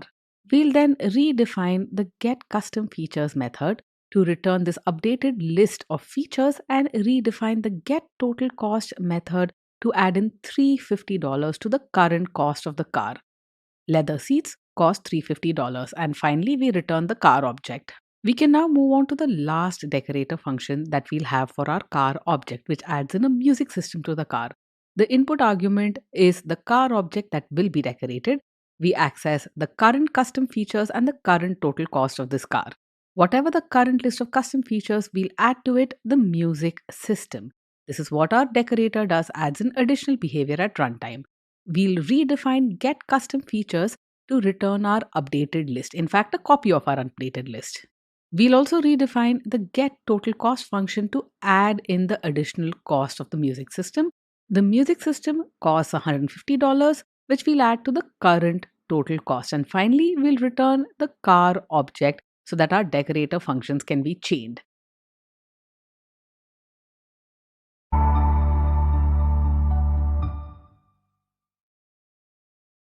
Now that we have our decorator functions ready, we can now construct a simple car object which we'll then decorate with custom features. Here is our plain car instance, which I instantiate using the new keyword. This is a Toyota Camry and its base cost is $12,000. If you want to explore the properties of this plain vanilla car object, you can invoke console.log and log the plain car out to the console messages. I'm also going to invoke print details on this plain car, and let's take a look at what we have. Switch over to the Chrome browser decorator pattern.html file and hit refresh. And on the console logs, you can see the contents of the plain car listed out. The make and model of the car is the Toyota Camry, and we've also invoked the car.printDetails function, which prints out the make, the model, as well as the custom features and the current total cost of the car. This car is a plain car, it has no custom features yet. That's why get custom features returns an empty list, and the current total cost of the car is $12,000. We can now head back to our code editor. We'll now use a decorator to customize this car. So I'm going to invoke the custom color decorator, pass in the plain car object that needs to be decorated. I want to paint this car red in color, and the cost of painting this car red is $200. When we invoke the custom color decorator, it'll add in the color red to our custom features, and it'll also increase the total cost of the car. We redefine the get custom features and get total cost function to reflect the fact that this car has been painted. And the return value from the get custom color decorator is the customized car, which we save in the customized car variable.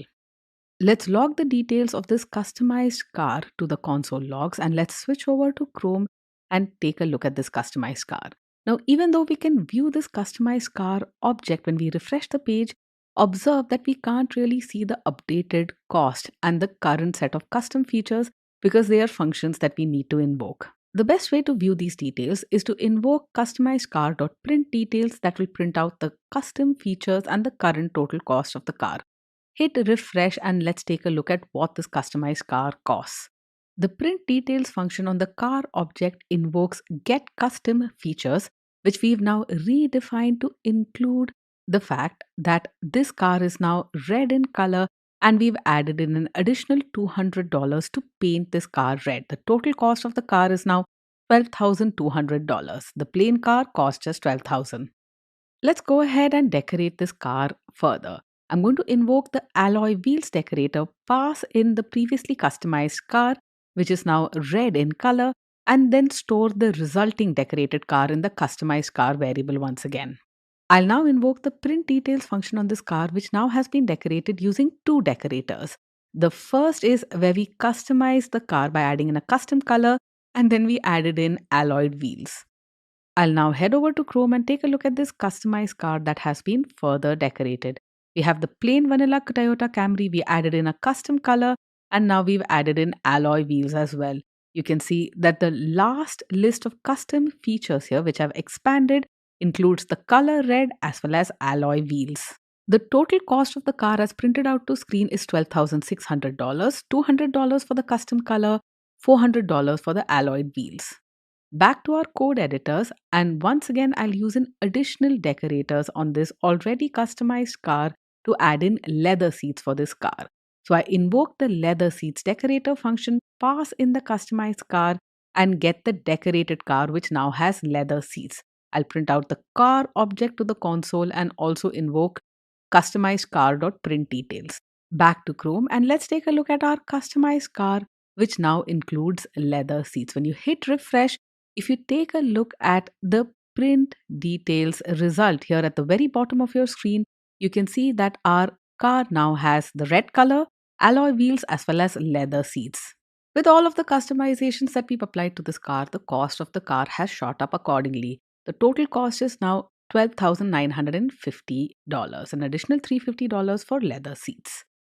Back to code, and let's apply the last decorator that we had set up earlier. This will customize our car by adding in a music system.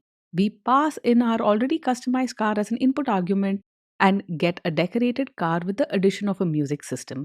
The custom features and the cost of the car would have changed. We invoke print details and log out the car object.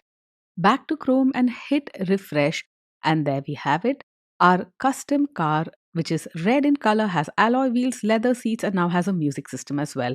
The total cost of the car at this point in time is $13,100. What we've done so far is apply decorators to our car one at a time. But what's really interesting is when we chain these decorators together. Here is an example of how we would chain decorators together in order to customize a plain car. The way to read this code is from the inside to the outside. We first instantiate a new car object by invoking new car. This is a Honda Civic that costs $15,000. We then invoke the custom color decorator. We want this car to be painted gold and this costs $600. Now, custom color decorator will return a car object which is our customized car, which is gold in color, which we'll then pass into the leather seats decorator. The leather seats decorator will add in leather seats to our car and increment the cost accordingly. We'll then pass this customized car, gold in color with leather seats, to the alloy wheels decorator, which will decorate the car further. Let's now print the details of this another customized car and log the object to screen and take a look at what this looks like in Chrome. At the very bottom here, we have our decorated Honda Civic, the output of the print details function. You can see that first the car was customized to be gold in color. We added leather seats and then alloy wheels. The total cost of this car at this point in time is $16,350. The fact that each decorator function returns the car object that it has decorated allows us to chain decorators together in this way, which makes our code more intuitive and readable.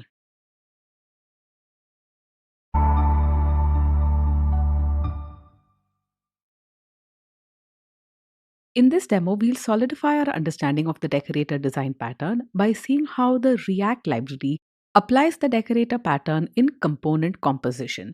When you're building up UI widgets using React components, you will compose one component within another. You will nest components one within another to set up your user interface hierarchy. Component composition can thus be used to have your outer components decorate your inner components, and that's exactly what we'll see here in this demo. In this demo, React will decorate components by applying different CSS styles to components, and all of the CSS styles are declared here in this HTML page. You can take a look at them at leisure. These CSS classes apply borders of different colors to nested components, display fonts in different sizes, apply different background colors, and so on. But all of the cool stuff where we'll actually see the decorator pattern in action is in React Components Decorator Pattern.js, and that's where we'll head.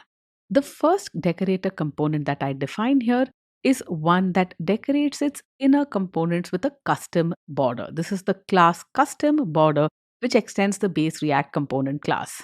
Once again, this is a simple stateless React component. I've only defined the render function within this component, and this component renders an outer div element. And to this div element, we apply a customized CSS class. The class name attribute of the div element is where you apply the CSS class. This CSS class specifications are defined in our HTML file. The BT class adds in some padding and a border. And in addition to the simple BT class, we have a number of CSS classes that start with BT and have a color for a suffix. Now, the color that we want to use to display this custom border is passed into this component using the color property. This.props.color is what we'll use to get the custom color for this border. When you access this.props within a React component, you're accessing the data that is passed in from higher level components. These are what you call input arguments to this React component. So color is an input argument. In addition, what we render within this custom border component is this.props.children. The children property on this.props is added automatically by React, and this references other components that are nested into this outer component. This references the children of the outer component, components that are composed into the custom border component. So essentially, this custom border acts as a decorator. It decorates all of the child components nested within it with a custom border, with a custom color border. Let's go on and take a look at the next decorator here. This decorator adds in a custom background to any nested components. The class custom background extends the base React component class, and within its render function, we have an outer div, and the CSS class applied to this outer div starts with the prefix bg dash. And then we specify a color which is available in this.props.color. It's passed in as an input argument to this custom background component. The colors supported are either green or red. And what this custom background component does is to decorate all of its child components to have a custom background of the color that we have specified as an input argument. You can see that the custom background component renders this.props.children. Remember that dot children in this.props refer to all of the child elements nested within this component. We have one more decorator here called custom color, which decorates all of its child elements so that the text is displayed in a custom color. The CSS class that we apply to in the outer div of this component starts with the prefix CC. The exact color in which the decorated components will be displayed is available in this.props.color, and this custom color component decorates all of the nested components that are its children. It renders within the outer div this.props.children. I'm going to add in one last React component here that will act as a decorator, and this is the custom font component. This custom font component extends the base React component class and it decorates all of its children so that the font in all of the child elements have a customized size. This custom font component renders an outer div to which we apply a CSS class that begins with the CF dash prefix.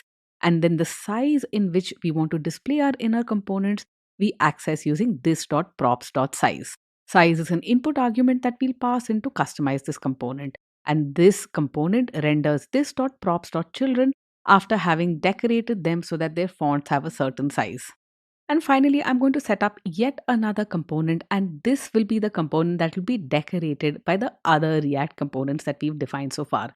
This is the plain text component, which simply has a div that displays a message to screen. This message is passed in as an input argument to this component, and we access it using this.props.message. In order to understand how React decorators work, I'm first going to use React DOM.render and render the plain text component without any decorators. The plain text component takes in a single input argument that is the message of the component, which simply says decorators in React. Let's head over to Chrome and click through to the React components decorator pattern.html file, and here we see the message decorators in React. If you expand the HTML structure of the page, you can see that the div of the plain text component has been rendered out with no additional decoration.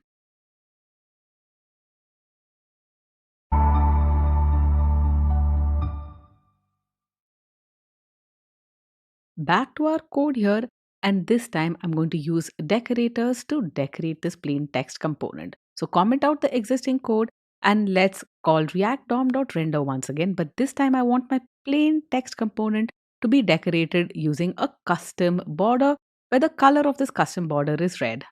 Note how the plain text component is nested as a child of the custom border component.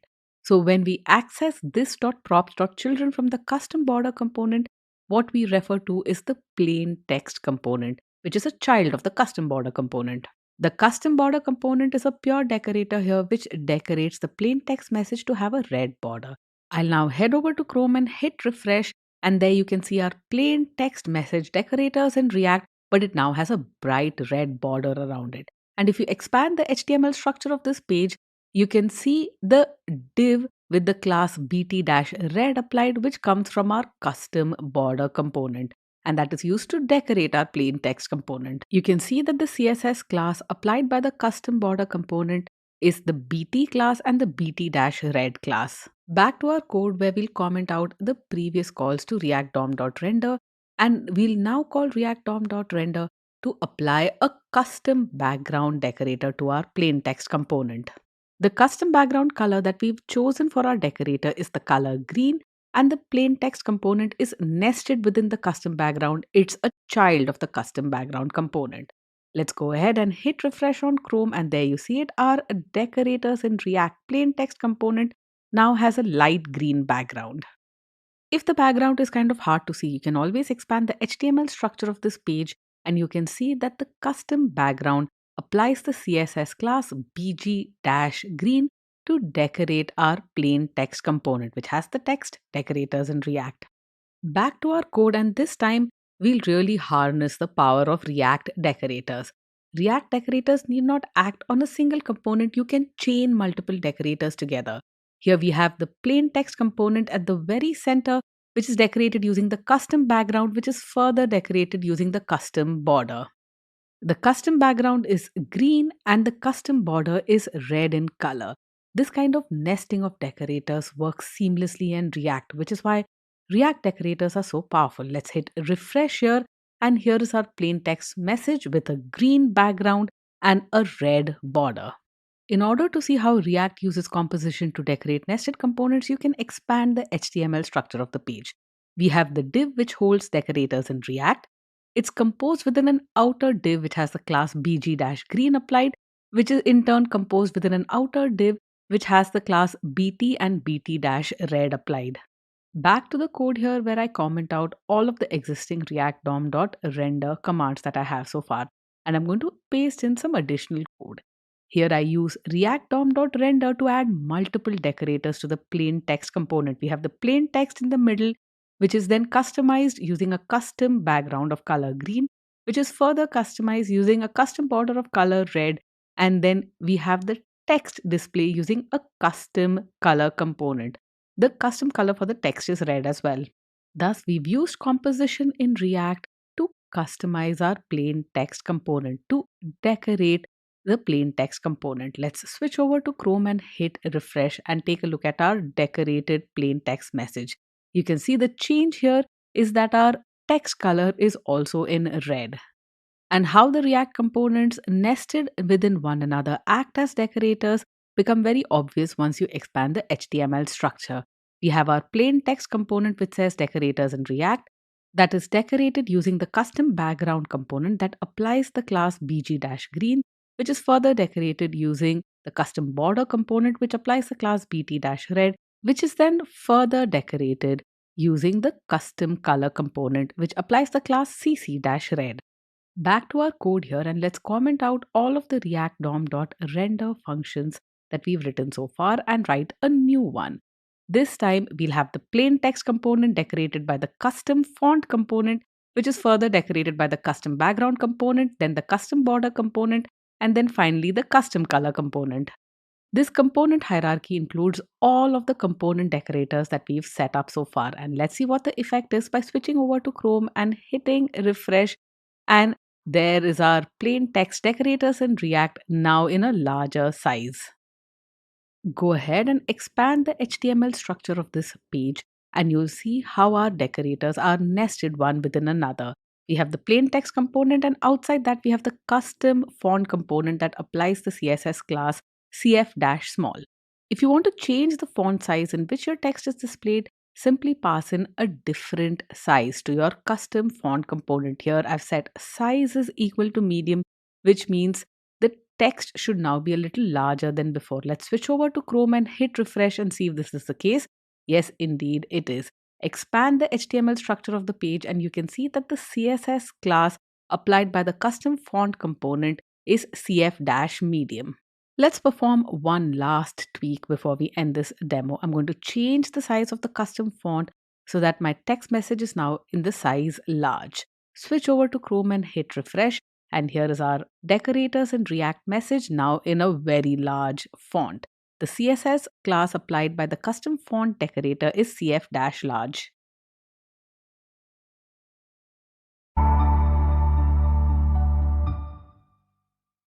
In this video, we'll discuss the mix-in pattern that allows you to collect functionality from different objects using extension rather than inheritance. Think of mix-ins as providing functionality that is useful across multiple objects and in multiple contexts. Now, having this useful functionality may not imply an is a relationship, so inheritance may not really make sense here. So, in order to understand the mix-in pattern, let's first define what exactly a mix-in is. A class or an object that contains methods for use by other classes without having to be the parent of those classes.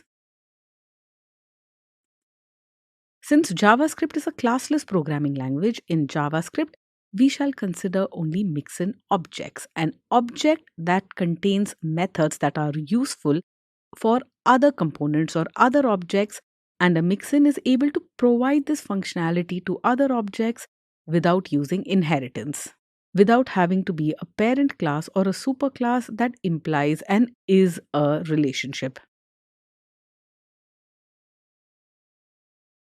Now, a mix-in pattern can be thought of as a language functionality that allows a programmer to inject code into a class. You have an object or a component, it could do with some useful features which might be common to other objects. You can inject the functionality that this object needs using mix-ins. Every mix-in can be thought of as a unit of functionality. So you have these different units of functionality, and other objects that you create can pick and choose the right functionality that it wants to implement within itself. Mixins are a great way to implement code reuse without inheritance. So the functionality performed by a mixin can be reused by other objects without strictly enforcing the is a relationship of inheritance. The name mixin itself is very evocative of what exactly is going on. You have an object and you want functionality from another object, that is the mixin. You can mix in this functionality into your object without inheritance. One way that you can think about mixins is that they are interfaces providing specific functionality. If you worked with interfaces, interfaces use methods to specify the behavior of an object. Interfaces do not provide actual implementation. The implementation is up to the object that implements that interface. In the case of mixins, though, think of these as interfaces plus plus. You get the interface as well as behavior or functionality that the mixin implements. Any object can collect functionality within itself via extension by extending multiple mixin objects. And to that end, mixins kind of act as a work around multiple inheritance and can be used in languages that do not support multiple inheritance. Multiple inheritance is an extremely powerful feature, but there are many problems with its use. Let's say you have two parent classes, parent 1 and parent 2, and both have implementations for a common method named method A. Now you have the child class which inherits from both parent 1 and parent 2. Which implementation of method A does the child class receive? This ambiguity in multiple inheritance is referred to as the diamond problem. Mixins provide a way for you to collect functionality from multiple objects, that is, in effect, a kind of multiple inheritance without the actual use of inheritance. Mixins also thus help you avoid the ambiguity caused due to the diamond problem. Mixins also allow you to specify what functionality you want from the mixin object. It's not an all or nothing option. If you want just a few methods, well, you only mix in those methods into your object. How the mix-in pattern is implemented is different for different languages. With JavaScript, we'll just use prototypal inheritance, as you shall see in the demos that follow. Let's see a visual example of how the mix-in pattern might be implemented. Let's say you have a mix-in object called sayMixin, and the one function that it implements is the function say. You could use this sayMixin to extend the functionality of another object, and that second object could be another mixin by itself. Let's say this is a mixin called sayHi. The second object here would use prototypal inheritance in order to get access to the say method in the same mixin. And then it would add in additional functionality of its own, such as say hi and say bye. Now assume that these mixins are available within your application code, and within your application you have objects to represent other important entities such as the user for your application. The user object would have its own constructor, and of course it would have a number of properties identifying the user. These are the attributes of the user. Now you might want to extend the functionality of the user in order to be able to allow users to say hi and bye. Now imagine that you were to do this using classic inheritance. It doesn't make any sense at all because there isn't really an is a relationship that exists here. A user object is not really an object that says hi and bye. And you could have other objects that might want to say hi and bye as well, such as an employee object or a student object. And this is where the mix-in pattern is so perfect. You'll simply extend the functionality of the user object with the say hi mixin. The specific functionality that the say hi mixin implements, that is the functions say hi and say bye, will now be part of the user object. Now, in order for this mixin to work perfectly, there will of course be some assumptions that the mixin objects make, and these assumptions will have to be satisfied by the user object, which extends its functionality using the mixin. That's how the handshake will be complete and will work. Because of how easy it is in JavaScript to extend an object's functionality using the prototype property, the mix-in design pattern is extremely popular and widely used. With mix-ins in JavaScript, you collect functionality through extension. Extend the original object with whatever other characteristics that that object needs. Mix-ins are great because you don't have to deal with the complexity of an inheritance hierarchy. Mix-ins allow borrowing functionality with minimal complexity. When you're working within JavaScript, it's quite standard to use JavaScript prototypes to define the original functionality. When you're creating your mixins, make sure that your mixin objects provide the functionality, that is, attributes and functions that can be shared across multiple objects. The functionality here should be more general purpose, should not be very specific.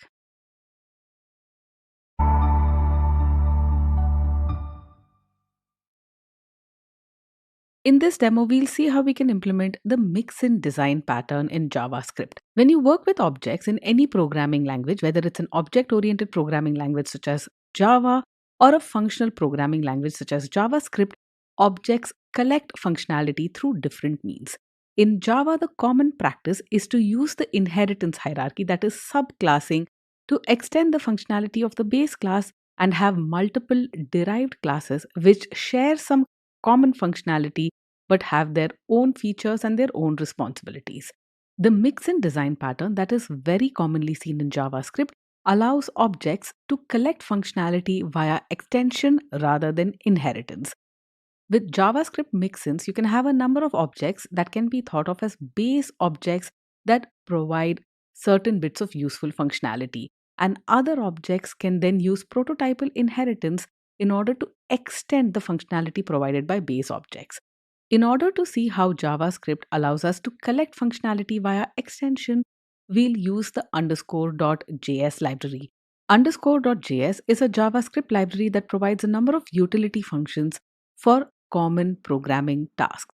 These utility functions are, of course, in JavaScript, and you can download and use the underscore.js file on your local machine and reference it within your script.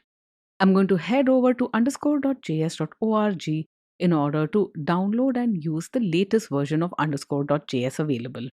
If you scroll down this page, you'll find the list of underscore.js releases, and you'll also find documentation for the various utilities that it exposes. I'm going to scroll somewhere to the middle of the page to the section called Downloads. There is a link here that allows me to download the development and production version of underscore.js version 1.9.1. I'm going to go ahead and choose the development version. This will take you to the actual JavaScript file of the underscore.js library. You can right click and hit save as, or you can hit Command or Control A, select all of this JavaScript and paste this JavaScript into a file called underscore.js on your local machine. And this is exactly what I have done. We'll reference this underscore.js library when we work with the mixin pattern in JavaScript. And I'm working under a top level folder called mixin pattern. That's where I have my JS and HTML files. The HTML file for this demo is fairly straightforward. It references the script mixinpattern.js as well as the script underscore.js. Let's head over to mixinpattern.js and start coding. Using ES6 classes, which as you know is just syntactic sugar over function objects in JavaScript, I'm going to define a class called person. The constructor of this class takes in three input arguments: the name of the person, the city where he or she lives, and the country, which is assigned to this dot name, this dot city, and this dot country. Within this person class, I'll define a function called introduction, which will print out a console log message of the person introducing himself or herself. Hi, my name is this dot name, and I am from this city and this country. I'm now going to declare a mixin object that contains some functionality, and this functionality can be extended by my person object or any other object that I create. Here is the artist mixin, and this mixin will contain a number of methods that defines what an artist can do. An artist can paint beautifully. Now, the body of this function I'm going to keep very simple. We'll print out to the console log this dot name can paint beautifully. Any object that extends its functionality using this artist mixin needs to define a value for the property this dot name. Let's have another function here within this artist mixin, dance gracefully, and we'll print out to the console log this dot name can dance gracefully. You can imagine in a real use case, you'll have a mixin object that provides real functionality rather than the placeholders that we have specified. Let's move on to the third function within the artist mixin, sing melodiously, and we'll print out to the console log this dot name can sing melodiously. The mixin design pattern allows us to collect the functionality from different objects using extension rather than inheritance. Here I use the underscore dot extend function to extend the functionality provided in artist.mixin so that this artist functionality is now available in the prototype of the person class that we had defined earlier. What this bit of code will do is add the functionality provided by the artist mixin to the prototype of the person object so that every person that we instantiate is also an artist. Let's see this in action by instantiating a new person object. The person's name is Harry. He lives in New York, which is in the country USA. Having constructed this person object, let's now explore the properties of this object by logging this object out to the console log. Let's head over to Chrome and head over to the mixin pattern.html file, and here is the person object. The properties of the person object come from the person constructor, city New York, country USA, name Harry. But if you expand the proto property of this person object, you'll see all of the functions that are available on the prototype, and you can see the functions in the artist mixin are also available in this object. Dance gracefully, paint beautifully, and sing melodiously. If you expand one of these functions, you will be able to observe the scopes that this method has access to. If you expand the scopes property, you'll see that it has access to the global scope, the parent window object, and others. And this dance gracefully method, which is a part of the artist mixin, has access to the person object as well because this functionality has been mixed into the prototype of the person object. You can take a look at the constructor that was used to construct this object, and you can see it's the class person.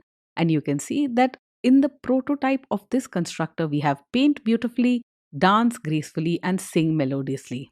In addition to the functionality that the person object receives from the artist mixin, we have the introduction method here as well, which was defined as a part of the person class. If you take a look at the scopes for this introduction method, you'll see that this method has the same set of scopes as the functionality that has been added in via the artist mixin. It has access to the global scope with the parent window, and it has access to the person class within which this method was defined. Let's go back to our code here and invoke a couple of functions on this artist person. I'm going to first invoke the introduction function. This method was defined on the person class itself. In addition, I'm also going to invoke the methods that came as a part of the mixin. Artist person.paint beautifully, dance gracefully, and sing melodiously. Back to Chrome and let's hit refresh, and you can see that all three methods were successfully invoked. Hi, my name is Harry and I'm from New York, USA. That is the introduction. Harry can paint beautifully, Harry can dance gracefully, Harry can sing melodiously. This comes in via extension from the artist mixin.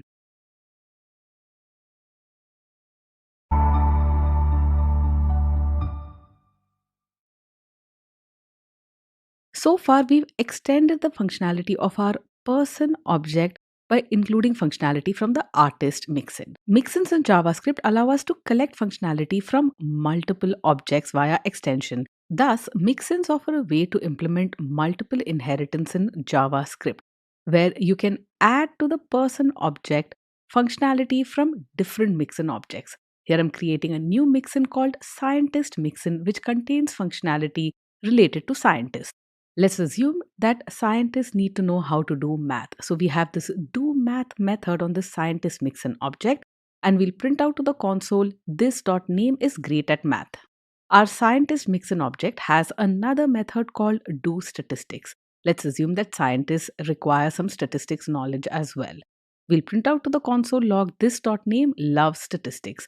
And finally, our scientist mixin has a third method called do scientific research. This will print out to screen this dot name wants to do scientific research for a living. Now that we have the second mixin, let's use underscore dot extend to extend the prototype of our person class with this scientist mixin. Remember that the person prototype already has functionality within it from the artist mixin. We had used the extend method earlier for the artist mixin. This time we use it for the scientist mixin. Now we'll instantiate a new person object. The name of the person is Lily, who lives in London, England, and I assign this person object to the variable artist scientist person. Let's print out the contents of this object onto the console log and take a look at it in Chrome. Hit refresh, and here is the person Lily at the bottom of the screen. You can see the properties assigned to this person object here. City, London, country, England, name is Lily. And if you expand the proto property, you'll be able to see the functionality that have been used to extend the person object via mixins. You can see that all of the functionality from the artist mixin is already present here. Dance gracefully, paint beautifully, sing melodiously. In addition, we also have the methods which are part of the scientist mixin. Do math, do statistics, do scientific research. If you expand one of these methods from the mixin, let's say it's the do math method, and take a look at the scopes that it has access to, you can see that it has access to the global scope. You can also see that it has access to the person object within our script. Back to our code here, and let's invoke a number of these methods that we got via mixins. I'm first going to invoke the introduction method which was present in the person class. We extended the person object's prototype using the artist mixin, which means this artist scientist person should be able to paint beautifully. In addition, we also extended the person object's prototype using the scientist mixin, which means this artist scientist person should be able to do math, do statistics, and do scientific research. Observe how the use of mixins in JavaScript allows us to extend the functionality of an object without using inheritance. You can collect functionality from multiple mixins into a single object to simulate multiple inheritance. Let's switch over to Chrome and hit refresh and see the result of all of these changes that we've made to the code. It's pretty clear here that all of our function invocations were successful. Here is Lily's introduction. Hi, my name is Lily and I'm from London, England. Then Lily.paint beautifully prints out to screen Lily can paint beautifully. And thanks to the scientist mixin, Lily is great at math, Lily loves statistics, and Lily wants to do scientific research for a living.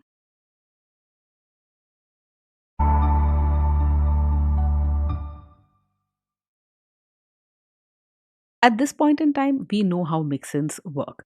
We also know how to use the underscore dot extend function to extend the functionality of an object using mixins. Now, in this demo here in this video, we'll see how we can write our own extend function. I'm going to go ahead and select all of the code that exists in this file and hit delete. We'll start afresh and we'll write our own functionality to extend an object via mixins. I'll first set up a simple class called plain person, and it's the objects of this plain person class that I'll extend via mixins. Plain person has a constructor similar to the person class, which takes in name, city, and country of the person and assigns these to properties. And as we did with the person class earlier, I'm going to define a function introduction which prints out to the console log, hi, my name is this.name and I am from this.city and this.country. We can now define the mixin objects which we'll use to extend the functionality of our plain person objects. Here is the artist mixin, which I've defined in the form of a function object rather than using the object literal notation. Our mixin is a function object, and the methods that form a part of this mixin object are defined on the prototype property of this function. The functions on this artist mixin function prototype are exactly the same functions that we've seen earlier. There is the paint beautifully method, which prints out to the console log this.name can paint beautifully. We have the dance gracefully method that prints out to the console log this.name can dance gracefully. And we have the sing melodiously method, which prints out to the console log this.name can sing melodiously. Instead of using the extend function, which is a part of underscore.js, we'll now write our own function which implements the mix-in pattern, allowing us to extend the functionality of objects without using inheritance. This extend function takes in three input arguments: the destination class that will be extended, the source class which we'll use to extend the destination class, and the list of methods that we want to add from the source class to the destination class. This method list input argument is interesting because this is what allows us to pick and choose what methods we want to extend our current object with. Let's take a look at the code in order to actually extend our destination class with the source class methods. If the method list has a valid list of elements, that is, method list is not undefined and its length is not equal to 0, this means that the invoker of this function has indicated that there are specific methods in the source class that should be added to the destination class. Not all of the methods from the source class should be used to extend the destination class. So if the method list is defined, we'll simply run a for loop to iterate over all of the method names in that method list. For var I is equal to 0, I is less than method list.length I++. For every method in the method list, which we can access by using method list and square brackets I, we'll assign to the destination class's prototype object a method with the same name. And the implementation of this method we'll get from the source class dot prototype object. Source class dot prototype dot method list of I we assign to destination class dot prototype method list of I. Now, I'm not checking to see whether the destination class already has a method of the same name in its prototype. I'm simply overwriting such a method if it exists. The code within this for loop is what we use to extend the prototype object of the destination class using the method specified in the base class. But let's say the invoker of this function hasn't specified a specific list of methods. Method list is undefined or it has length equal to 0. In such a situation, we enter into the else block of code. We'll extend the destination class's prototype with all of the methods that have been specified on the source class prototype. We run a for loop here for var method name in source class dot prototype. This will iterate over all of the methods in the source class prototype. And if the destination class prototype does not have a method of the same name, we'll assign this method from the source class prototype to the destination class prototype. And in the very simplest form, this is all we need to do to extend the destination class using methods in the source class. Let's take a look at how this extend function works. We'll now invoke the extend person. The first input argument that we pass in is the destination class that will be extended. That is the plain person class that we had defined earlier. The second input argument is the source class. The methods in the source class are what we'll use to extend the destination class. And finally, we have specified a method list as well. This method list has exactly one method name within it, paint beautifully. This is the only method from the source class that will be added to the destination class's prototype. Now that we've extended the plain person class with the paint beautifully method from the artist vixen function, let's go ahead and instantiate an object of the plain person class. This is Jill from Bangalore, India. I'm going to log this painting person out to the console log messages, and let's head over to Chrome and hit refresh. Here is the plain person object with the properties that we have specified: city Bangalore, country India, name Jill. Expand the proto property for this object that we have constructed, and within the proto you'll see the paint beautifully method. This is the method that was from the artist mixin function which we use to extend the plain person object. In addition to paint beautifully, the proto property also contains the introduction method which comes from the plain person class. Back to our code and let's invoke a few functions on this painting person object. We'll first invoke the introduction function and then invoke paint beautifully. Back to Chrome to hit refresh, and there we see it, the introduction for Jill. Hi, my name is Jill and I'm from Bangalore, India, and paint beautifully says Jill can paint beautifully. Now I'm going to try and invoke a function on this painting person object, which I know will not work. That's because when we extended the plain person class using methods from the artist mixin function, we had specified a specific list of methods. And that list of methods only included the paint beautifully method. It did not include dance gracefully. Now, if you go to Chrome and run this code, you'll see that Jill can paint beautifully, but she cannot dance gracefully. Painting person.dance gracefully is not a function. The prototype of the plain person object was not extended with this function. So I'm going to go back to the code now and comment out this line of code which causes an error. And let's add in another mixin function, the scientist mixin function. I define it as a function, and on the prototype of this scientist mixin function, I'll specify a few methods. The first is the do math method. This dot name is great at math. Then we have do statistics and do scientific research. These methods are exactly the same as what we've seen in an earlier demo. Now that we have the second mixin, let's now scroll down and use the extend function that we have defined earlier to extend the prototype of the plain person class with all of the methods in the scientist mixin function. I have not specified a method list. I've left it undefined, which means all of the methods in the scientist mixin function will be added to and used to extend the plain person prototype. Now let's instantiate a plain person object. This is Ron from San Diego, USA, and I assign it to the scientist person variable. Let's log this object out to console messages and go to Chrome and run this code. And here is the plain person Ron from San Diego country, USA. And if you expand the proto property, you'll see that Ron is able to paint beautifully. Remember that we had extended this paint beautifully method comes from the artist mixin. Ron is also able to do math, do scientific research, and do statistics. This is from the scientist mixin. Let's go back to the code and invoke all of these methods to see whether they work. Scientist person.introduction, scientist person.paint beautifully, scientist person.do math, do statistics, and do scientific research. All of these method invocations should be successful, and when you run this code, you'll see this is true. Hi, my name is Ron. I'm from San Diego. Ron can paint beautifully, is great at math, loves statistics, and wants to do scientific research for a living.